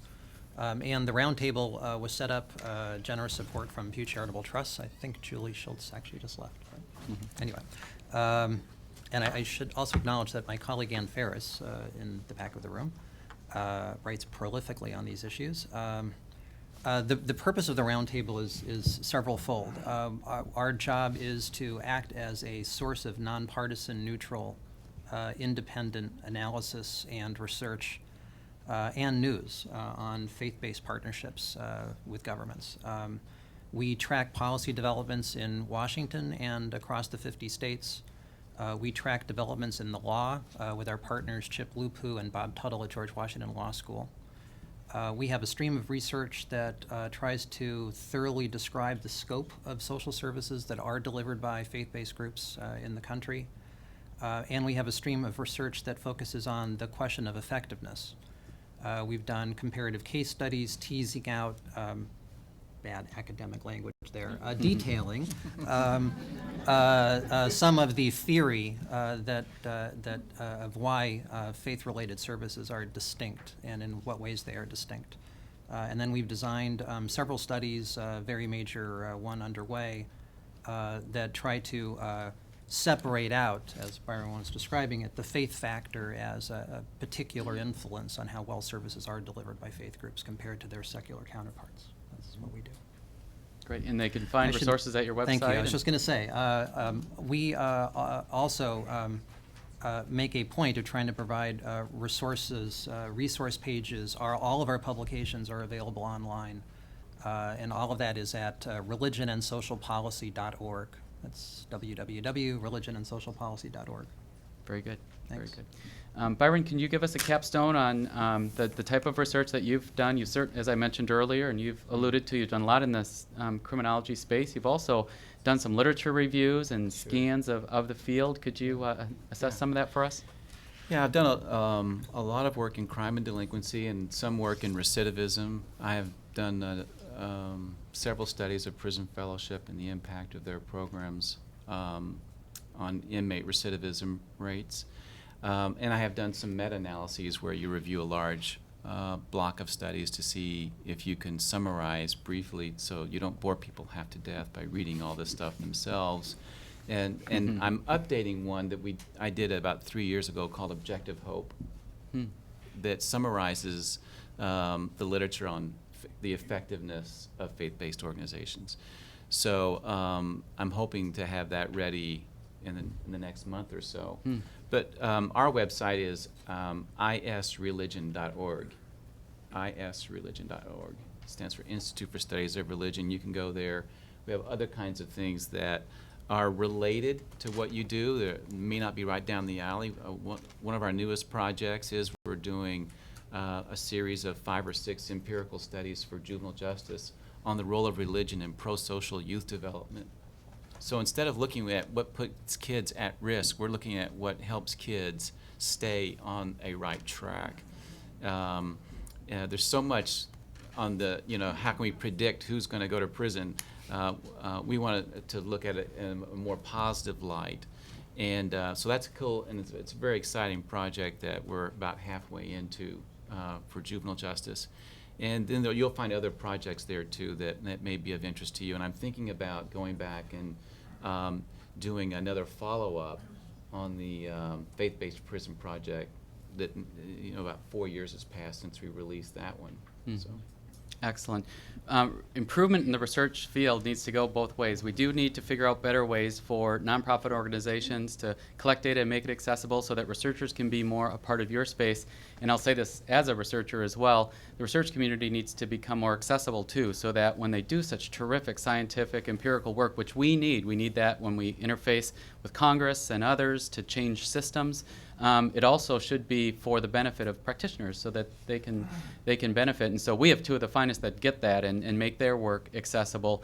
We'll be working collectively to try and have an impact on the field so that maybe we can create a research environment that becomes a tool for you and actually maybe an information source so that you can manage differently and better in your own operations. Please join me in thanking our 2 scholars. I'd like to invite Paula Parker Sawyers to moderate our next panel.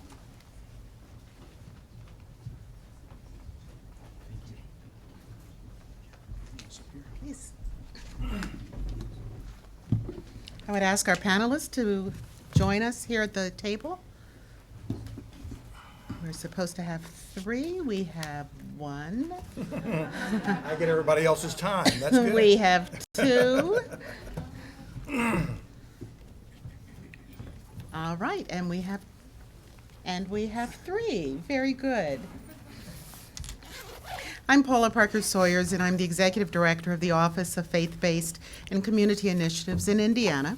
Our office is structured in such a way that we administer the AmeriCorps money that comes to the state of Indiana, as well as perform the functions that many of the state liaisons do as far as reaching out to the faith community. It's my pleasure to introduce you to our three panelists who, in fact, I think are going to talk about those subjects that, in fact, touch all of our lives. We've heard about the hunger in New Mexico and sympathize with the work that is going on there, and we hope that there's not such hunger in all of our states. We have heard about the disasters in Florida and know that the Gulf Coast has certainly been hit very hard in recent years, and they are constantly challenged. And then, of course, we've heard about Manhattan, which is just unique in its own way, and just because it is Manhattan. But what we're going to hear about now is about three programs, one that deals with criminals, and unfortunately, we have criminals in practically every part of our country. We're going to hear about the need for training, employment and training programs, and reaching out in an effective way to help people get a job, keep a job, or get a better job. And then finally, we're going to hear about a church coming together with its neighborhood and schools in a unique collaboration that works. And our three panelists will cover all three of these subjects. I will introduce each one of them, and then they will go forward with their presentation without me interrupting, and you'll just, that's 7, 7, and 7, okay? So, Peter Elliott is U.S. Marshal for the Northern District of Ohio, and he is the founder of the Fugitive Safe Surrender program that began in Cleveland and has now expanded to several cities, including my own in Indianapolis. Next is, I've got his name right here, is James Sahida? Yes, ma'am. Correct, okay. And he is the Employment and Training Specialist with the St. Louis Agency on Training and Employment. He has been there for 30 years and has a wealth of knowledge, and will particularly talk about the implementation of the SHARE network in St. Louis. And then finally is Mike Robinson, who will share with us the One Church, One School, One Neighborhood program that he has helped to implement. Gentlemen? I guess I am starting. Marshall? Yes, Thank please. you, ma'am. And thanks for having me today. I learned a valuable lesson while standing outside here in Washington with all of you, and that is never wear a wool suit in June to Washington. I never sweated so much as my life as my friends did over there. But thanks again for having me. I'm going to talk about Fugitive Safe Surrender very, very quickly here, and I know I only have 7 minutes to cover a lot, but Fugitive Safe Surrender is a program that has led to over 3,000 fugitives peacefully and voluntarily surrendering. Peacefully and voluntarily surrendering. I want to put everything in perspective very quickly. In the United States of America right now today, there is 1.2 million warrants on the books. 1.2 million warrants on the books of America today. About half of those warrants out of 1.2 million are nonviolent in nature, and that's what Fugitive Safe Surrender is geared to, and that is who Fugitive Safe Surrender is geared to. I've been in law enforcement 24 years, and unfortunately, I've seen some of my friends that have died at the hands of fugitives and desperate people. And we have seen innocent bystanders that have been killed by fugitives on the run. Desperate people commit desperate acts with tragic consequences. Fugitive Safe Surrender takes some of that desperateness out of the equation and out of the situation. The bottom line is this. About 3 years ago, I think it was, I had an idea for a program. And the program to me was very, very simple. It was this. I went back to the institution that I trusted the most in my life, and that is the church, the bottom line. That is a place I, in my life, find the most comfort, and I felt that the majority of people were no more different than I am, or I was. And my idea was, to me, very simple, and that was take the whole Justice Center, the local police department, the local prosecutors, the sheriffs, the judges, and bring them out and put them in a church. And then have that minister, that clergy person, the combination of ministers and clergy people be the spokespeople for the program. And reach out to the community and say, surrender to me, and get take your first step towards a second chance in life. First step towards a second chance in life. I felt that the minister, people have asked me, why a church? Why not a Red Cross? Why a church? A church because of this. Who knows our community better than that local minister, that local priest, that local clergy person? He knows that community better than anybody does in law enforcement or anybody does within the community. Why? Because they marry, they bury, they are with their people every single day, every step of the way, from birth through death. Correct? And I see you nodding your head, so you know I'm right on this. So my idea, I felt, was very, very simple. Now, to get it to work, we need a whole community working together to make it work. We need everybody. We need judges to come away from their courthouses to sit in a church. We need community groups to come together. We need partnerships with everybody. These are 99.9% local warrants. They're your city warrants, your state warrants, and there's very, very few federal warrants within this. So I tried this program about, it was in 2005 in Cleveland, Ohio. And we have the minister be a spokesperson for the program. We had the whole church aligned with everybody from sheriffs, prosecutors. We have built into this program reentry and job placement. We gear this program to people that are wanted on non-violent warrants that have no violence in their past. And in 4 days in Cleveland, when we opened those doors, we had 850 fugitives surrender, including 350 for felonies, including 6 people, how am I in time? I'm on the 4th minute yet? All right. Including 6 people that wanted on very violent warrants that wanted to get it off their conscience. They knew they were going to jail, and they went to jail, but they wanted to get it off their conscience. They were tired of running, period.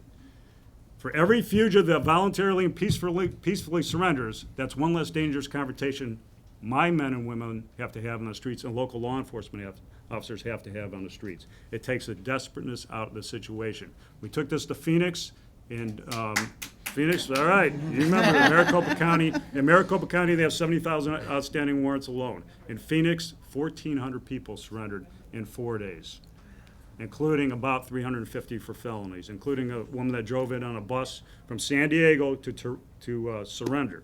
Took this to Indianapolis. I know Indianapolis, probably a month ago, 571 fugitives surrendered, including somebody that was wanted on attempted murder that had wanted to get it off their conscience. Because we get us towards nonviolent warrants, we got a number of violent criminals that surrender and come to us. 2 parts of fugitives say surrender, 4-day window of opportunity to surrender. We put it out through the media, 5, 6, 7, and 8. Our task force is coming for you, and we're coming for you strong. Within this program, we built job placement and reentry. I am telling you, I hope you can come out to a site, because I've never seen anything like it in my life. It's like some of these individuals just won the lottery. They are jumping up and down for joy. We hear the stories. One of the things we're doing in this program was we have a research partner in this, Kent State University. And I know there's a number of individuals here with research. Very important. For the first time, we're getting the heads of fugitives. When they come through that door, they fill out a survey. And what we've learned through that survey, through about the 3,000 people that have surrendered, is 80% of them have surrendered because it was a church. 80% of the individuals that surrendered because it was a church. Each community builds this program to what fits their needs. Each city is different, from what the mayor of Richmond has told me, to Washington, D.C., to we're doing it in Memphis, Tennessee in September, and Nashville we're doing in August. We're doing it in my city in Akron, Ohio here in a few weeks. Each city is different. You make this program fit your needs. You make it fit your needs. For instance, one of the problems that the Mayor Wilder was having in Richmond, Virginia, and I know we have a few people here from Virginia, is the individuals that are out there without driver's license, that are driving around and they're running from the law. We know because we chase them. And what are they doing? They're killing innocent bystanders and innocent people. One of the things for the first time we're building in Akron here in a couple of weeks is we're going to have the Ohio Driver's License Bureau there in the church with us. And those individuals that qualify to get their license back will get it back. And the process will start right there within the church. For each fugitive that peacefully and voluntarily surrenders, that's one less dangerous confrontation that we have to have on the streets. I never talk so fast in my life. All right, so we make this, again, the most important part about this program, without question, we is a church. We put the minister, that clergy person, or combination of those clergy people on TV. We broadcast this about 2 weeks out. We used Tony Dungy in Baltimore, or I'm sorry, in Indianapolis. Sorry about that. To put the word out to the community. And LeBron James from my area, I just dealt with his agents the other day to get him to do one of our public service announcements. But the most important person in this program, without question, is the minister, and it is all about trust. It is all about trust. I go back and I interview every single fugitive, every single one. I try to interview, and I almost have, and they tell me the same thing. They wouldn't have surrendered unless it was a church. They never thought they had to have an opportunity to surrender. If we had to do this program, if fugitives would surrender to the police departments and sheriff's departments, we wouldn't have to do this program. But they don't trust us. That's the bottom line. Who do they trust? The church. I'm -5. I just saw that. So. Thank you very much, and anybody that would like my card afterwards, I'll be more than happy to give my card to, and we can talk about your area. We're going to be implementing this in a number of different cities across the nation. I got bipartisan support on the bill on this thing. $16 million went up to. We got Republicans and Democrats that support it. We got $16 million to go back to state and local governments to make this program happen across America. Thank you very much. Thanks. All right. It's your turn. Okay, thank you. James. I really appreciate everyone's work in putting this together. It's just a real pleasure to be here, and I'm just so happy to be here. One of the things I would like to just indulge, if I could, for just a moment. There was a church on Sunday, and church is very important to me as well, I think to all of us. But there was a hymn, and there was just 2 phrases of a hymn that I won't sing it because I can't sing, but I'd just like to read it because I think it really speaks to what we're here about today, that we will not grow weary, for God is our strength, and we will fly like an eagle, we will rise again. I think what we're talking about is transformation, and it's through the church, and it's through these kind of programs where we really do transform our neighborhoods and our communities. Today I would really like to talk about an innovative pilot project underway in Missouri called the Share Network program. Share Network stands for Sharing How Awareness of Resources Empowers. It touches lives and communities. I believe this program originated in Florida, and several other states have also adopted it. In Missouri, this program was developed at the state level through the Missouri State Division of Workforce Development. The Deputy Director of Workforce Development, Donna Pringer, has been the lead person in the development of the Share Network program in Missouri. The agency I work for is the St. Louis Agency on Training and Employment. The acronym is SLATE. We are funded by the Department of Labor as a one-stop career center. We offer a host of services that include employment assistance, pre-employment job readiness training, classes, business services, career exploration, GED upgrade, and so on. We are located in downtown St. Louis. The concept of Share Network is, how do we get these services into the community so that persons can have more choices for access to these kinds of services? About a year ago, I went to a training on what Share Network is, and it was also a train-the-trainer learning experience. We learned about the Share Network access points called SNAPs. Access points are locations in the community that are like mini one-stop career centers. At access points, the state provides computers so community residents can access the state's Great Hires Internet Employment website. Also, there would be trained volunteers at these access points who could assist those people who are coming in from the community to seek jobs. In the ongoing months after training, meetings were held with pastors in St. Louis of churches called the Clergy Coalition. These are churches that are primarily located in underserved, poor areas of St. Louis. After individual discussions with the pastors, a group meeting was held with these pastors, and 12 churches, 6 in St. Louis City and 6 in St. Louis County, eagerly decided to be part of the Shared Network Access Program and have access centers at their churches. We delivered computers and equipment to the participating churches. Volunteers for the Shared Network Access Points were recruited and trained to assist job seekers in their neighborhoods. A lot of excitement and enthusiasm has been generated with the pastors, with volunteers, and in the community. On June 1st of this year, we we had a ribbon-cutting ground opening ceremony in St. Louis for these access points. The sites are being promoted through churches, the media, and word of mouth. This has been a true collaboration of basically government, churches, and the United Way has been a key player in St. Louis.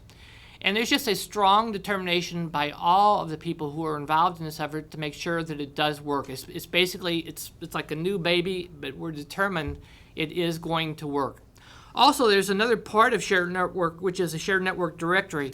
And people can go into a Shared Network access point and go into the computer and look at a directory. And it's almost like a yellow pages of resources that people can find in that directory that offer a whole variety of services, whether it be food, counseling, additional assistance in getting employment.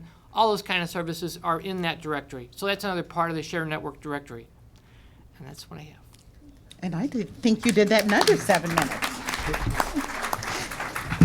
Thank you very much, James. And Mike, if you will. I think the marshal can preach, don't you? Yeah. So in case marshaling doesn't work out over the long term, you've got something to fall back on. I am appointed by the president, so Good. Maybe look. Being last on a program is always sort of a mixed bag. Usually everybody's burned all your time. I notice I've got some extra time. But the unfortunate thing is you've been drinking from a fire hose, and so you may not be able to absorb all that much. I thought I'd just maybe give from the churchman's perspective sort of a macro view. We heard Jay talk earlier about the size of the kind of the charitable economic world, and I confess to being a recovering CPA, so numbers always mean things to me. And I think he said it was the charitable economy of the U.S. would be the 7th largest economy in the world. Well, just a perspective on that, the largest single component of that is the church. And so I would just suggest to you that the church is the largest bank, the largest repository of financial resources, and more importantly, of time and talent of the people of the churches. Every organization that we work with, that you work with in your communities, is desperately in need of volunteers. There will never be enough money, grants or otherwise, to hire the staff that's necessary to do the job. And more importantly, you can't hire the hearts of the people. The church is the place to mobilize people, their hearts and their talents and their time to serve the real needs in our community. And so about 10 years ago, we challenged our church to really look outside. Too often, unfortunately, churches are internally focused, but if you look at the history of our country, you'll find that almost every major university, most of the hospitals, most of the social service organizations in this country were started by churches and by people of faith. And too often we forget that. Particularly, I think people in government forget that. And so today, the largest place to find the resources and the people that we need in order to solve the desperate situations in our country are within the churches. So we challenged our church to look outside. And in that 10 years, we've got to a point now where we're mobilizing thousands of people, hundreds of thousands of hours of volunteer effort, and millions of dollars every year. About 35% of our total operating budget is externally focused on not just community things, but things all around the world. And that would include planting churches as well as just doing good works, benevolent efforts and disaster relief and all kinds of things. And we've painted a vision for our people to roll up their shirt sleeves and get outside their comfort zones and get involved in doing things. In your packet, you've got a little brochure. This is our Community Strategies catalog. This is how we help our people figure out what we'd like to see them do. And so you can look at that at your leisure. I won't spend time on that. About 3 years ago, we became a little concerned that we were doing lots of things, but they were too scattered. that we needed some focus, and that's what led us to what we call the One Church, One School, One Neighborhood strategy. And so I'd like to take a few minutes to talk about that. You've got a handout about that. We've heard several people talk about research, and research is very important to us. We've funded a number of research studies by academic folks to help us, because too often church people are arrogant enough to think they know what the problem is. And often we don't really understand our communities. And so what research can do for us is help us really understand what the real problems are. And it can also help us understand better who's out there doing things in the community. And so too often we're guilty of going out and starting up new things as opposed to coming alongside the people that are already doing good work. And so our desire is to try to work through people that are already there, who have history, who know the community, who know the needs, and maybe there's some things we can help them improve, but again, we have to be careful to come in with the attitude of learners, not arrogant thinking that we know what needs to be done. And so in the South Midtown section of Little Rock, it's about a 500 square block, city block area. It's one of the fastest deteriorating neighborhoods. There had not been a new residential structure built for almost 50 years in that community. But we came alongside black community developers, a CDC arm of Hoover United Methodist Church in that community, who got the very first building permit to build a new home in that community. And we've helped them acquire land and do all sorts of things to develop new affordable housing in that community. We've worked with Habitat to help them acquire land, and also we've provided funds to build a number of homes. But the key starting point in that community is the public school. Little Rock is like many cities. There are tremendous challenges in public education with short funding and tremendous needs of students. Teachers are frustrated and at their wits' end in a lot of these schools. And so we approached the school district and the principals of the schools and said, what can we do to help? And the number one thing we saw that we could do is provide mentors for kids that were struggling. And so working with a local community organization called STEP, which has a proven mentoring program in the community, we trained our volunteers, and they were trained also in the VIPS program of the public schools. And we came alongside selected schools. Franklin Elementary School is right in the heart of the South Midtown area. We work at a number of schools, but Franklin, we're really concentrating on their 400 kids there, 97% of them on free and subsidized lunch programs. 60% or so come from single-parent homes, so the rate of poverty is very high in that community. Many of them have discipline problems. Many of them are really homeless kids because they live with an aunt one night and a sister another night, and the mother may be in prison. The father may never have been a factor in their lives. And so we're just trying to come alongside. So we take those kids 1 hour, 1 day a week, one-on-one, just to do some encouragement and some mentoring. The teachers tell us what they need help with, if it's academics or if they're behavior problems. We concentrate our efforts in the elementary ages because we know that a child that doesn't know how to read when they leave the third grade is going to be fundamentally handicapped. And so those first 3 years in particular are so important.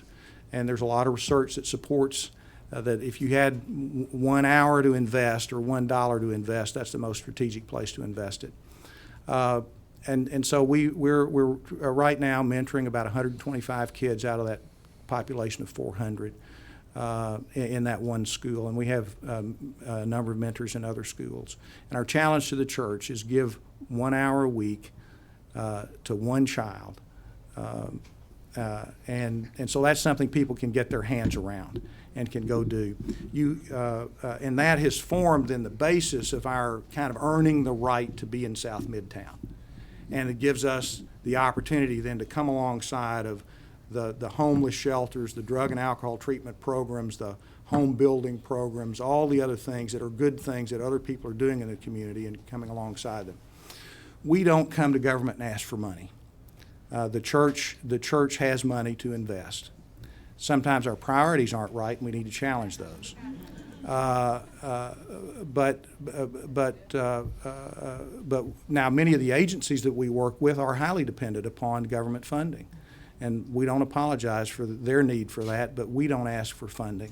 We always come with a checkbook in hand. We've learned not to lead with money, we lead with volunteers. And we try to build relationships. Now I want to take just a few minutes and talk about partnering with government. I'm a dog person, and 6:30 every morning you'll find me on Henson Road in Little Rock walking my Brittany. And Brittany's are hunting dogs, and they can be a little aggressive. They're high-energy dogs. And I always meet people walking other dogs. And it's interesting, if you've ever been a dog walker, as dogs approach, particularly male dogs, mine's a male, their first impression is to strain at the leash. They'll curl their lip. They may growl, but then they'll kind of posture each other. And what starts as a very aggressive, sort of challenging posturing quickly dissolves into play. And what they discover is they can have a lot of fun together. That's a pretty good picture of the way churches and government relate to each other. For reasons that we all understand, there's an initial caution, as you kind of size each other up. But what you discover if you spend a little time together is that you really share a lot of the same goals. And while there are unique things that churches do that government can't do and shouldn't do, and vice versa, there's about 90% in the middle that we can be in heated agreement about. And too often we spend all our time focused on the margins rather than focused on ways we can work together. We've been very fortunate in Little Rock to have a very good city manager. We have a city manager form of government. And our city manager has been very involved with us in our Share Fest project. You'll read about that in the materials that you've got. And in helping us with the school district and so every time we need something from the city, again, we don't ask the city for money. We're always spending money on things that the city doesn't have the money to do, but when we need a dumpster dropped and an extra garbage pickup, they can be really helpful to us. We need them to bend the rules a little bit about things. They can do that because we're bringing other resources to the table. And so our city, we've developed a really good working relationship with city government that doesn't involve grants or applications or anything. It's just a relational network, which is the most powerful network there is. We've discovered also working with the state. You'll see in the materials there a reference to something called CALL. Foster care is a huge challenge in every one of our communities. In Pulaski County, there are 1,100 foster kids, and there are only 233 foster families. So we approached the Department of Health and Human Services in the state of Arkansas and began a dialogue with them, and it was just like they were just ecstatic because they said they knew the church was the key, but they couldn't figure out how to access it. We brought together 20 churches and the staff of the Department of Health and Human Services, and we've developed a collaborative program. We've shortened the training process, streamlined the training process, and we're hopeful by this time next year we will have recruited 250 new foster families in Pulaski County that will help clear the backlog of foster kids and create a way for them to interact, a kind of intermediary for them to interact with the state over that issue. And so what we're finding is open doors with government when government understands that we're there to try to help them do their job and accomplish their goals. So I would encourage you to do that. Many of the communities that you're in, there's a Share Fest going on. Just go to Google, hit Share Fest, and run the clicks, and you'll see those are cooperative efforts of churches in your community. We claim to be the originator of Share Fest, but it's kind of left us and kind of got a life of its own.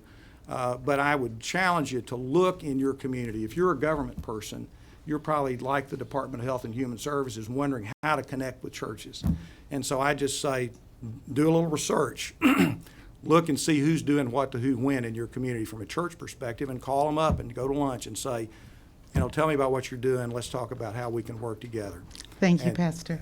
Sorry. Thank you. Mhm. Thank you very much. Obviously, like with most pastors, if we gave him the mic, we'd still get another sermon out of that. So thank you very much. One of the common themes I heard from all three of you was the necessity of collaboration. But collaboration is hard. It's very hard work. How have you, and short responses from each of you, how have you been able to successfully collaborate so that your programs would have a life and would serve the people intended to serve? Well, I'll go first. It's actually been very easy. It's all based around the church. We have everybody involved. And, this is a 9-month process at the earliest, just setting up Fugitive Safe Surrender. It takes that long to set up, to get everybody together. And we just gain. It's like a snowball effect. We keep gaining and gaining. So it's been easy to get everybody together at a table and just add on because everybody believes in the program. But the pastor mentioned something a little bit ago here. The volunteers make this program. In every church that we go to, we have between 50 and 100 volunteers that volunteer their time to give out things like water to fugitives, to help sign up fugitives when they come through the door, to go out to the community and spread the word. And so the volunteers make this program, but it's actually been very easy to get everybody together at the same time. I'd just say from our perspective, the main thing is to learn to be patient. Building things that last takes time. And so the more time you spend building relationships, the higher the sustainability is. What a former mayor of St. Louis said, and I repeat it so many times myself when I talk to other folks, is after he was mayor of St. Louis for a while, he said, the devil is in the detail. You can have programs, but it's all the nuts and bolts of trying to make the programs continue to work that's really the difficult part of it. And I know, just since, the inception of the Share Network program, I've had pastors call and say, well, the computers aren't working. And another pastor called and said, well, we need another training program because the volunteers who were in the program have left, and now we need new volunteers trained. And so what it really involves is basically continuing to talk and work with each other with a determination to make this program work. Okay. So goal-focused, patience, and determination. Okay. Questions from the audience? Anyone? A question for our panelist? All right. Well, I think you. Oh. How many people are a part of your congregation? About 8,000. Okay. And out of them, what are the demographics of the people that are in your church? Is it a lower income? Is it high income? Is it It's a middle to upper class suburban church, so we have both economic and talent resources that the small community church doesn't have. So we're able to. That's been a key to our being able to mobilize. Second question in the back. Have you thought of doing this program outside of the continental United States, Caribbean, for example? Ton to me? Yes. We've received inquiries from Mexico, and we've received inquiries from Vancouver, who wants to implement the program. You're going to hear from Puerto Rico as well. There you go. Yes. There's so much momentum going on in Little Rock. I've recently begun an adoption program for children who've been sort of lost in the foster care system for so long in the mountains of North Carolina. And, I've worked with thousands of children, I've yet to meet a single child that wants to be a foster child when they grow up. And I think that is the heart of the dilemma in this nation. We keep looking for temporary solutions for our nation's youth. And I really think it's in the pulpits of the church that we really need to be recruiting real families and forever families for children. And in a small setting, in a small program, I've had 17 older children adopted in the last year. So that's just, it's not thousands, but it's 17 children who have real families. Yeah, that's really significant. And my only comment about that is that you're exactly right. But what we found in recruiting volunteers is that it's easier to get people if you let them stick a toe in the water and then wade in the shallow end before they dive. And so we're finding that a number of our foster families wind up being adoptive, where if we said in the beginning, we want you to adopt this child, they never would have stepped across the threshold. We have time for one last question. Yes, sir. There in the back. I just have one question for the pastor. What's the single best suggestion you can make for a government official to approach churches? A lot of churches are very insular, and they don't really look outside of their community or even outside their congregation.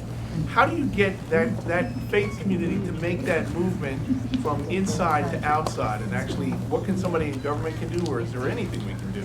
Well, I'd go back to research because I think it's an important element. I think, research has kind of a quantifiable side, but it also has a relational side. And there's very little information about churches. Churches don't publish financial statements. They're jealous about their statistics. There's a certain license to pastoral number counting. And so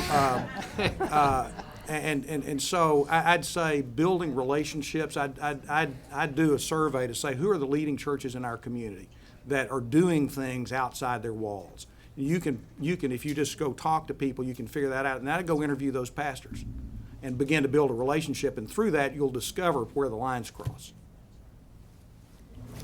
Okay, oh no, that was the high sign. Yes. Hi, Elizabeth.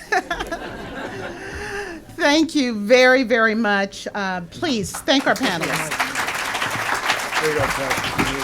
Thanks. I think you've been a little rough. I want you to come back because this is an issue that we're really interested in. Well, thank you very much, Paula, and distinguished panelists. I'm Jed Medifin. I'm the Deputy Director of the White House Faith-Based and Community Initiative, and this is kind of the same role I played in college basketball, which is coming in with about 3 minutes left when there was really nothing left to do. You gotta make the winning shot. That's right. And so I think what we have seen today is that what the Faith-Based and Community Initiative is about solving problems, as Carl Zinsmeister said. It's about addressing human needs and addressing the most pressing human needs of our day, from foster children to children who are going without adequate food, to ex-offenders, to fugitives who are running from the law, and a whole myriad of other issues that are really the most pressing challenges of our time. And the Faith-Based and Community Initiative is based on a very simple conviction, and that is that we really can address these problems more effectively when we're drawing in every willing partner. The faith-based groups and the secular groups, the large groups and the small groups, the traditional government partners, and the ones that would, in the past, never have dreamt of partnering with a city government or state government or the federal government. And so that's what we're thrilled about. And what is wonderful is that, the President has given a tremendous voice to this effort. The Centers for Faith-Based and Community Initiatives have driven it down into the federal departments. But what we wanted to really give a bit of a window in today is the fact that this is not just happening at the federal level, that it's happening at the state level, it's happening in cities all around the country, and not just at the prompting of the federal government, but really spontaneously, because mayors and city council members and governors are seeing that this is a route to solve these problems that very likely could not be solved any other way. And so we hope you've had a good window into that. And it's exciting from the vantage point here at the White House to see even more broadly. This is just a very small slice of what's happening all over in Montana and Oregon and Idaho and all the places around the country where problems are being solved with these forms of partnerships. And so with that, I'd like to dismiss you. Please, just want to encourage you. Part of this effort is to bring people together who have a passion for these same issues, and you've heard many people speak, people who care about the same things you care about. Interact with them, talk about research together, talk about the data you have, talk about new models for solving these problems.